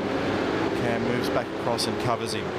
So Anton's making some ground. It's probably not far away from creeping into the top 10, so he's got pace, and it'll be curious to see if and when he decides to stop Andrew, and whether or not he feels that traffic is hurting him too much, and whether his spotter can take the opportunity to make the stop and not drop him back into the middle of traffic somewhere. That's what they'll be carefully calculating.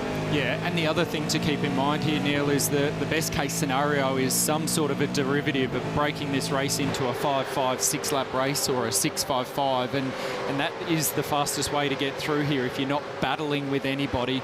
The other part of this is that there's meant to be quite a lot of tyre degradation here at Daytona, and from the race that we saw earlier, the tyre deg isn't as big as what was forecast, and that was at about 0.4 of a second a lap drop-off from the tyre, but they seem to be going a lot further than we thought. So a couple of things that everybody would have learned from that previous race, and the spotters will have been very, very busy in that short break. Van Gisbergen's got a margin of just on half a second from Chaz Mostert. David Reynolds is having a great night so far from Gary Jacobson and Jack LeBrock. It's a tight battle at the top as a move gets made. And does Whincup get away with it? He has got down the inside of Chris Pither. And up on the outside of him is Nick Percat. Todd Hazelwood sneaks down the inside here as well, and this is awkward. And Todd gets rotated across the nose of Chris Pither. And grabs a gear, gets underway once again. Now, a couple of people have made really significant ground. Cam Waters has made 15 spots as Frosty, minus the rear wing on the Commodore, gets down the inside of Chris. There he is, bottom right-hand corner of screen.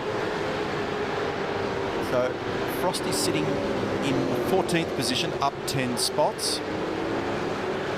Fastest lap of the race so far is actually Anton De Pasquale, which is interesting given that he's had to deal with traffic in that journey, Andrew. So he's done a 1 minute 43.003. His last lap was actually impacted by that first stop that he took. So, and the best lap for Shane Van Gisbergen's a 43.5. So interesting just to look at their relative pace and wonder what might have been in the battle at the front of the field. So now Anton's in behind Will Davison in the Doric entry. Yeah, your point earlier is a good one about the tyre degradation. It hasn't been as evident as we thought it was going to be. It's be interesting to see where Anton makes his pace here relative to Will. He's come out of left-hander back up onto the bowl with a bit more pace, so he'll get this done with relative ease. And that's just purely on seat time for Anton. Will came out when we spoke to him during the qualifying program and said with everything that's been happening during the week, he spent very, very little time on his simulator and literally has come into the races tonight quite blind, whereas Anton has spent plenty of time, and you could just see how comfortable he was in carrying corner speed. And the supercar with the setup that's locked for everybody, regardless of whether you're in a Commodore or a Mustang, they all have this similar trait to them where you need to be able to just hold on to the brake pedal to keep some weight on the front of the car like you do in real life. And a lot of the drivers not wearing shoes and just opting for a pair of socks so that they got plenty of brake feel. A lot of them going to left foot braking as well so that they can keep that brake pedal down as late as possible and have very minimal crossover to get onto the throttle. And Anton for sure is looking very, very comfortable with that scenario at the moment. And speaking of comfort levels, is it just me or did Rick Kelly look a lot more comfortable this weekend with a few panels, this week with a few panels wrapped around him in a proper driving seat now that he's booted his camping chair? And a sequential shifter just to his left here as well. It's pretty cool, isn't it? So Van Gisbergen's got 0.7 of a second, nearly 3/4 of a second now margin over Chaz Mostert. Gary Jacobson in third position. We're tracking the progress of Anton De Pasquale, who's taken his first stop. Half the field have now taken their first of two stops, two compulsory stops. Matt Charter is on screen, the Dunlop Super 2 driver, something of a veteran of the Super 2 series, and he's participating in the 2020 series. You would have seen him in close quarters.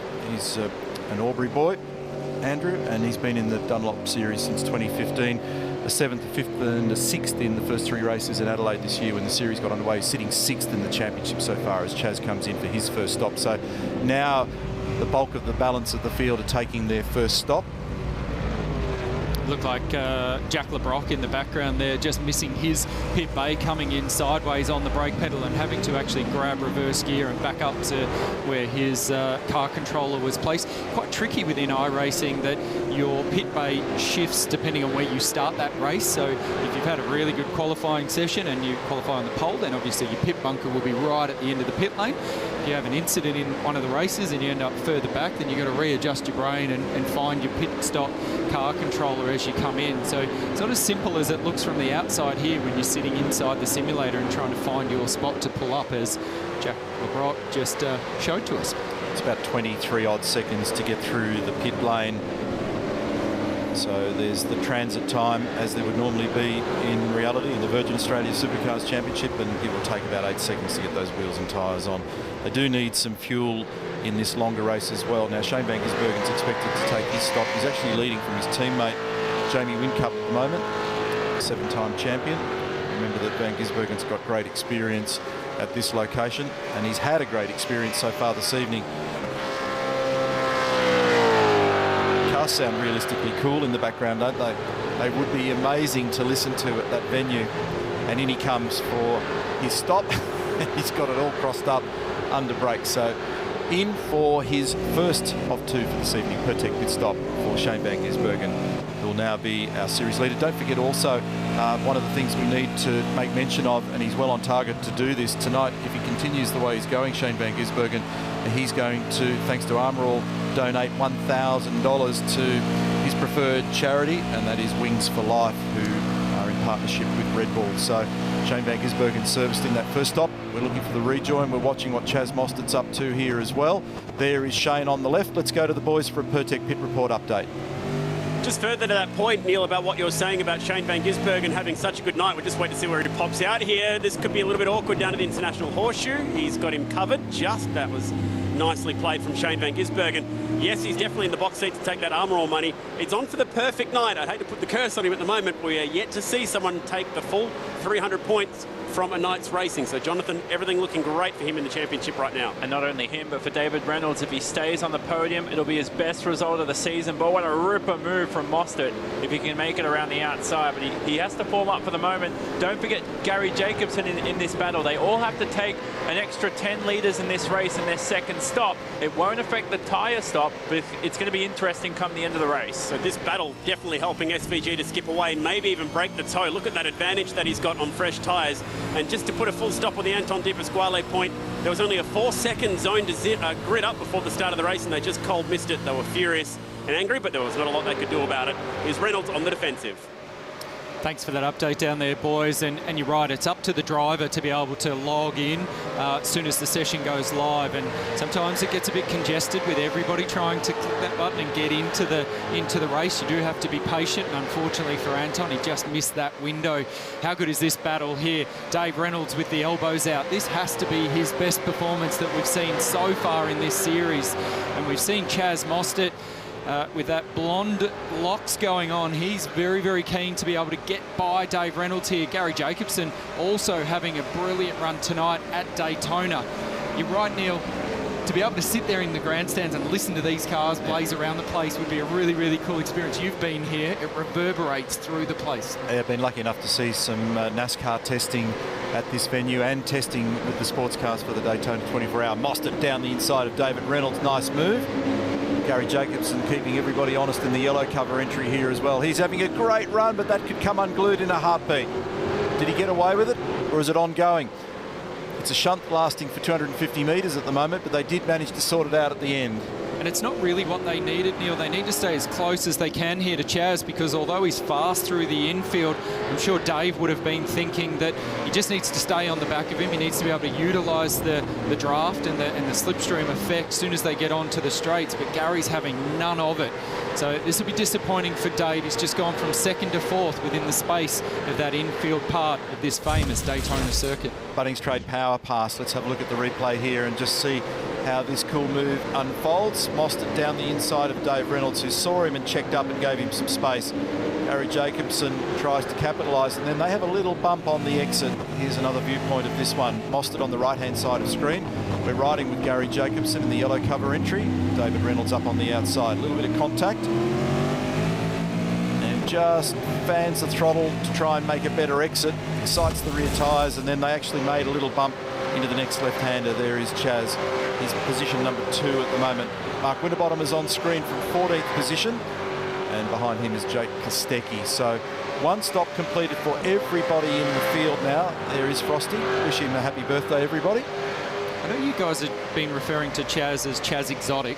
I can't help but see Fred Jones from the Scooby-Doo franchise when I look at him. Take your pick.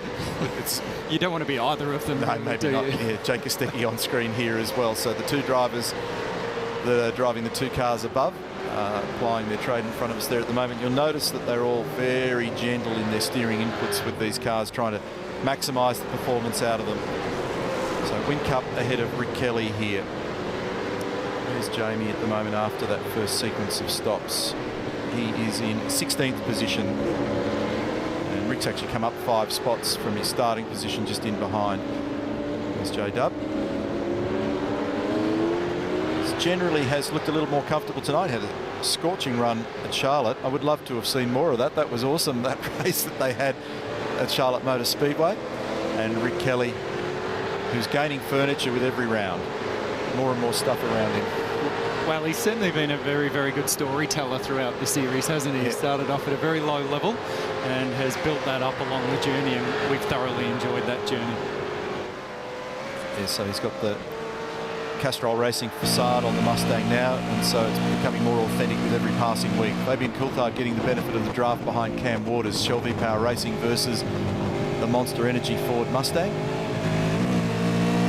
Again, I want to have a listen when we do go back to an onboard of just how aggressive the throttle is in the ovals, portions of this racetrack around here, and the way in which they tackle this track. It gives you an idea of just how much they mash the brake pedal, how gentle they are on the throttle on the exit. He's getting closer, close enough for a move here at the moment. It gives you an understanding, AJ, of the benefit of the toe, which can be worth a really big chunk of time on these speedways. And that transition off the bowl back down to the road course is quite harsh in reality when you see the cars there in living colour right before your eyes, particularly the very high speed, high performance prototypes. It's quite violent, that transition. Yeah, when you come down off the banking, there's like a little metre period there where it flattens out on a bit of an angle, and it is incredibly violent as we ride down now in the front splitter of Fabian Coulthard's car following Cam Waters. Neil, one thing that's been really, really cool throughout this series, the guys are super competitive. We know that. They've upped their simulator game. But unlike in real life, they all seem to be sporting quite a lot of facial hair. Is that... I'm not sure what that's all about, but they've all gone the Bear Grylls look. Yeah, they have. I know you're a big fan of it. Hopefully when we see them all come late June out at Sydney Motorsport Park, that'll all be gone. Let's have a listen to this car in the bowl here.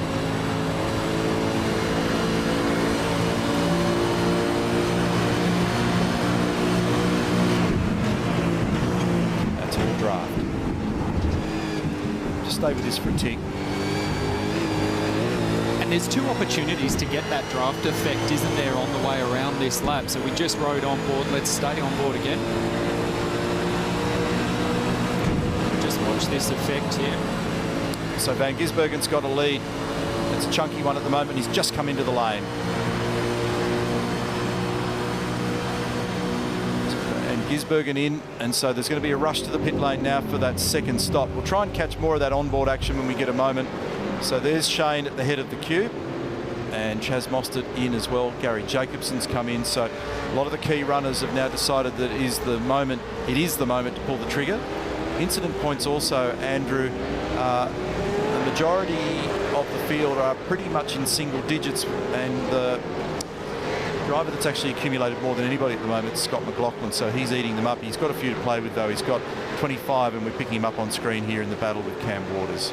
Yeah, and they're used to your advantage. The drivers get a little warning every time they use one up, and it tells them how many they are left. So they get a count and a revolving count on their screen in front of them, and you need to be smart about it. You need to use them where you can get the most amount of gain. And looking at it here, you don't want to use it on the inside of the hairpin, but maybe through the chicane over the back of the circuit down at turn 8, 9 and 11 is one of those spots where if you use one or two up, then you're going to get a huge advantage as you run all the way from turns 11 through 12. And it just allows you to get to full throttle that little bit earlier. Now here's this slipstreaming effect that you were talking about before, Neil. And I think he's actually made it stick this time, Fabian, so it gets down the inside nicely. Dunlop curb cam, and Waters picks up some divots on the way through. Actually made good ground through there that time, Fabian Coulthard. So look at the margin. So that's 3, 4, 5 car lengths on the other side. Todd Hazelwood, car number 14 for Brute Military Grade and Brad Jones Racing. He's been having a lot of fun in this series so far. Todd Hazelwood is sitting in 18th position at the moment. He's done his 2 stops. Most of the drivers have now done their second stop. Holdsworth, Coulthard and Waters have just come in, AJ, for their second stop. I think Mark Winterbottom and Jamie Whincup are the only 2 drivers, and there is Jamie on screen now, and now peels off for his second stop. So in a heartbeat, everybody will have done their trick, and our leader with the field sorted at the completion of the second stops remains Shane Van Gisbergen. Pertec pit stop as we track Whincup inbound. Lando Norris is in there as well at the moment. And great battle shoulder to shoulder there for Mostert and for Scott McLaughlin. Mostert down the inside, A lot of inside front locking at the hairpin. And has he hung on? He has. Sometimes too much sliding on the exit makes him vulnerable, but he did manage to cover and get the job done. He's had to work for it tonight, Scott McLaughlin. These guys are in a genuine battle for position here, and the battle is for position 3. So it's Van Gisbergen over Gary Jacobson, who's had a ripping night for Matt Stone Racing. So well done, Gary. Decent margin, Van Gisbergen over Gary, though, isn't it? Red Bull Racing, Shane Van Gisbergen's got a margin over Gary Jacobson, and then Chaz Mostert in position number 3. A couple of really vigorous battles going on down the field here as well. We're watching Cam Waters. He's got some serious combat going at the moment with Fabian Coulthard. So those guys are battling in a 12, 13, 14 pack that involves Scott Pye as well. That's the DeWalt car. Yellow and black, and Waters into the wall. Contact with Fabian. Managed to wrestle it back under control and press on with some gravel rash down the right-hand side. They have to have some more Monster Energy sticker work done on that. I don't feel like this battle's done here either, Neil. This has been going on for a few laps. Fabian able to get around Cam Waters. Cam, now, it felt a lot like Cam was drafting up into the side of Fabian. So unfortunately, that really good battle that we were watching is now done. Cam has dealt himself out of it, but that had been brewing for quite a few laps as we see Cam Waters make his way into the pits. Let's have a look at the replay. So this is the touch-up that we mentioned. So he got all crossed up, nose-to-tail contact. Fabian was right behind him. Watch Cam, watch his response. Whoa! It's a bit of virtual terror. BP Ultimate Replay showed just how hard Waters had to work to recover that. Here's Gary Jacobson. This is a great story tonight. This will be, if he can stay where he is at the moment with 3.5 laps remaining, his best run in this series so far. I mentioned earlier in the reverse grid race at Spa-Francorchamps, he ended up in 3rd position and on the podium. He's had a bunch of top 10 results, string of 7th placings. But the former Dunlop Super 2 champions about to get on the podium for the first time in a non-reverse grid race. 28 years of age, made his Virgin Australia Supercars Championship debut in 2017. Originally out of Shepparton, lots of fans in that part of the universe. Ankle surgery for him earlier in the year, and he's still on the ascension in his supercar career. AJ, as we go back and pick up Will Davison in the Doric entry, and on the outside of him is Fabian Coulthard. So Fabian Coulthard just dispersed of Cam Waters before, and now he's done a very, very good job of doing the same to Will Davison on the way around. That wasn't for position.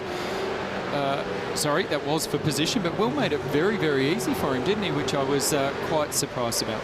Now, in terms of incident points, McLaughlin continues to chew them up. He's used 10 of his 25. I think it's a perfect opportunity now for another per-tick pit report. Chad? Yeah, keeping a nice eye on this one is Will Davo is giving him a nice push down the front straight. He's going to try and make this move stick. He's a driver looking for a ride, so maybe he's being very clever right now, Will Davison, about how he plays that at the minute. I just wanted to talk about Jack LeBrock. He was in that incident with Scott McLaughlin on lap 1, got given a drive-through from Craig Bed. We heard that he hasn't served it yet, which is quite interesting because we're on lap 14. So Craig Baird has agreed that he will review that call after the race, but there's a little bit of a quid pro quo here. If he does be adjudged to be guilty for that one, it might be a double penalty. So we're not going to see Jack LeBrock come into the pits. Further afield, Anton Di Pasquale. What a drive this has been off the back of the field, Jonathan. He's all the way up, nearly inside the top 5. And critical right now. He's picking off drivers one by one. He's got his teammate David Reynolds up next, the other Erebus Motorsport Penrite racing car. Will David make his life difficult? Will he let him pass? He can't wreck his race this far into it, and he needs all the championship points he can get ADP. Yeah, this has been drive of the night so far, from virtually pit lane to about the top 5. That's an awesome effort. It is an unbelievable effort, isn't it? And we've been tracking him slowly but surely making ground. That's not an easy thing to do because you've got to drive your own car, deal with all the traffic here and around. So this is Jamie Whincup. Matt Charter on the right-hand side of screen. Cavalier Holmes backing on that car. Oh, did Jamie get up there far enough? Not quite. Gives him a little touch-up. And tries to drift down the inside. So Anton is not that far away from Reynolds now, so he's certainly on for a top 5. The question is, will he get to Scott McLaughlin? And Jamie now looks to try and position himself to outbrake down the inside as they climb off the bowl. And to Chad's point there about Craig Baird looking into that incident with Jack LeBrock and Scott McLaughlin on the opening lap, can't help but feel there's a little bit more to that, and part of it was possibly Scott McLaughlin's start and the way he was able to sight through the group ahead of him and the way he came up on in front of Jack LeBrock. So surely Craig's got a bit more information than us, but there was more to that story, and we'll see how that plays out. But the real massive drive here has been from Anton De Pasquale. That's a huge effort. We know he's fast, but you've got to convert that pace into passing people, and just look how busy he is on the wheel there. I reckon Dave will be doing everything he can to hold him at bay. So see that rear view mirror up on the top left-hand side of screen. So David has one of those. He will see Anton there, who's lighting up the rears, trying to excite a fast exit and get underneath his teammate, who will probably make it relatively easy for him. And then you can see off in the distance is Scott McLaughlin. So does Anton get down the inside here? He grabs top gear, and David just fans out of it to give him clean passage on the racing line. So he stays on the clean line so that he can maintain perfect performance under brakes into this left-hander. And so the curiosity for me now is going to be to see whether or not he can actually get by a reigning Virgin Australia Supercars champion, because he is battling for survival at the moment, having had a tough night, and Van Gisbergen well on target with 1 lap to go to put together a triple treat in North America. He's been super strong, particularly here at Daytona, hasn't he, Neil? He's had a really good battle with De Pasquale, but just looked like he's had the upper hand throughout the earlier race this evening, and this one here is absolutely brained him. Back to this battle between the two teammates in De Pasquale and Reynolds, and massive form turnaround for Reynolds. He's really battled with this whole E-Series racing, but tonight he's been very, very strong. Now this is a change here, so Mostert and Jacobson are at it. So remember that we've got just a little over half a lap remaining, so Chaz is squeezing every last millimetre of performance out of his sim down there for Mobile One and Appliances Online. Walkinshaw Andretti United, they're battling for a podium. Gary Jacobson in behind, and Scott McLaughlin needs a piece of this action as well, and just behind them, Anton De Pasquale and David Reynolds. Half a lap remains. Shane Van Gisbergen could pull off a 300-point night and another 150 points in the bank out of this race alone. He's ideally positioned. He's got more than 5 seconds in hand. The minor placings are still in dispute. And there they are. So Van Gisbergen, what a night it's been for him. Remember, he's parked up in New Zealand. He doesn't have his regular gear. In fact, they're working hard behind the scenes at the moment to get him back out of New Zealand and back into Australia, ready for the commencement of the Virgin Australia Supercars Championship, announced this week at Sydney Motorsport Park at the back end of June. But he has continued in his ascension in the battle for the BP Supercars All-Stars E-Series. He was a long way down after the first round and has climbed right up to the top with a perfect score in North America this evening and 150 points from the final race at Daytona. Shane Van Gisbergen's done a magnificent job, and Chaz Mostert hangs on for second on the podium. Wonderful job. Gary Jacobson in third for Matt Stone Racing, and a great battle right behind. Chaz is relieved to get that one done. Takes a huge amount of concentration. Right behind was McLaughlin, then Anton De Pasquale. A mega drive from the back of the pack, missing the start off the very beginning of that one. Pretty cool race. Very, very cool race. And if anybody was questioning the concentration level from Chaz Mostert there, you would have seen he was chewing on his tongue there right towards the end. Anytime the tongue's hanging out, suggests that the concentration levels are very, very high. Well done, Chaz. And well done, David Reynolds. David would be pretty happy with his night's work at Charlotte and at Daytona. Meantime, Shane Van Gisbergen, actually, he lost the rear wing in that and evaporated in the process as he put his signature on the road at Daytona. So a couple of wins for him in Florida, a win in Charlotte in North Carolina. BP Ultimate Results, Daytona International Speedway. This is race number 23, round 7 of the BP Supercars All-Stars E-Series. Van Gisbergen over Mostert, followed by Gary Jacobson, Scott McLaughlin, Anton De Pasquale, Dave Reynolds, Jack LeBrock, nice work. Lee Holdsworth for truck assist. Fabian Coulthard next in 9th position. Andre Heimgartner for Ned Racing did a good job in the top 10 there as well. And lots of other stories to tell up and down the line. People rolling off into the grass, getting pushed and shoved. We'll review some of those now thanks to Koala with our race highlights. So spot the error. Where's car number 99? Anton De Pasquale not there. didn't click whatever the appropriate button was at whatever the appropriate time was. So he had to work his way through the back of the pack. Nice jump by Shane van Gisbergen and Chaz Mostert. And a question mark about what happened here between Jack Le Brocq and Scott McLaughlin. It's being argued between the race bunker and race control and the pit bunker with Craig Baird. So we'll get to the bottom of that a little bit later on. So poor old Todd Hazelwood got turned around down there as well and frustrated him. Gary Jacobson, this onboard shot put us right in the middle of that battle involving Chaz Mostert and David Reynolds. This was cool. Gary Jacobson had massive amount of pace all night tonight and did a brilliant job, as you mentioned. No results in the reverse grid race, but genuine speed to be able to run towards the front of the field all night. Great nose to tail stuff and lots of evidence of people getting a real benefit of the toe. That was a bit too good. So have a look at the reaction for Cam. So it fired it into the wall. Yikes. So he gathered it up and popped out the other side, but there was no touching Shane van Gisbergen, who came home with a really hefty margin in the end. It was just a tiny bit under 5 seconds, and he smoked them at both Charlotte and in Florida. And so 300 points for the first time in the BP Supercars All-Stars E-Series. Jess, it's changed the complexion of the way in which this is unfolding now, and $1,000 goes to his nominated charity, Wings for Life, thanks to Armour also. Great performance. Indeed. So for the first time in this E-Series, we've had a change for the championship lead. As you said, Shane van Gisbergen moving up to the top of the queue, 64 points ahead of Scott McLaughlin. And Shane joins us now on the line for our Coopers live chat. Hey, Shane, a triple treat, 300 points in the bank. You take the championship lead. Doesn't get much better than that in the virtual world, does it? Well, hey guys, it was a pretty fun night. We had some awesome racing there. I don't know what happened to Anton in the last race. He didn't grid up with us, but yeah, really good points. Hopeful for that, and thanks to the team, the Holden Racing team, and then all the guys who are helping with the strategy and stuff then too. It made my job a bit easier. I know that you've really been enjoying our E-Series, but you must be even happier to hear that we do have a relaunch date for real supercars racing. Yeah, that's pretty cool. So I'm looking forward to the real stuff.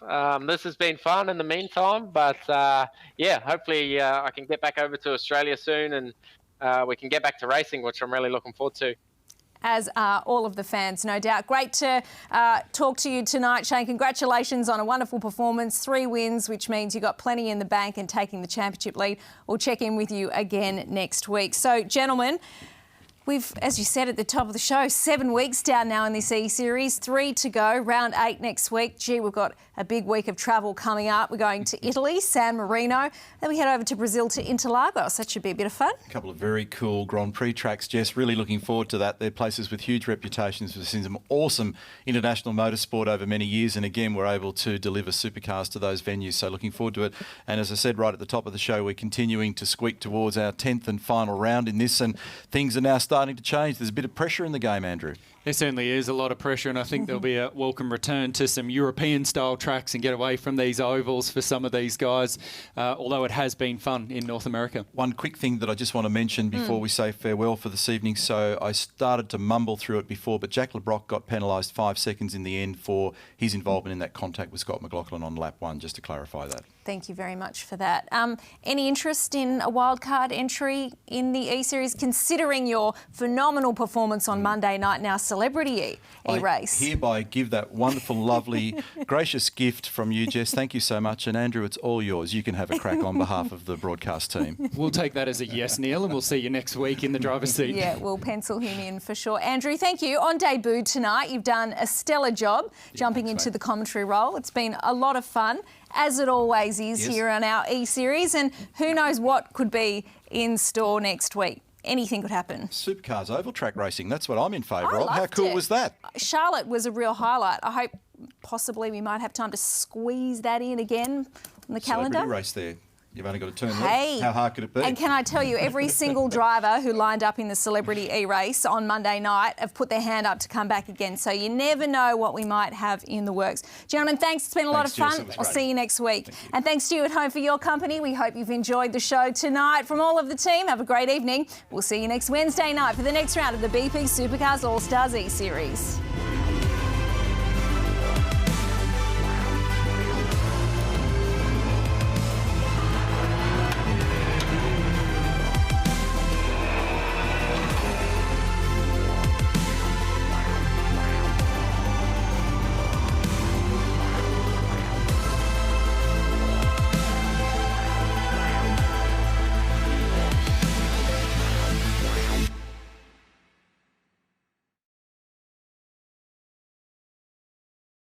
The BP Supercars All-Star E-Series is proudly brought to you by BP Ultimate. Clean engine, ultimate performance. Black Duck seat covers are bred for adventure. We're a family-owned company making Aussie-made seat covers. Our range of high-quality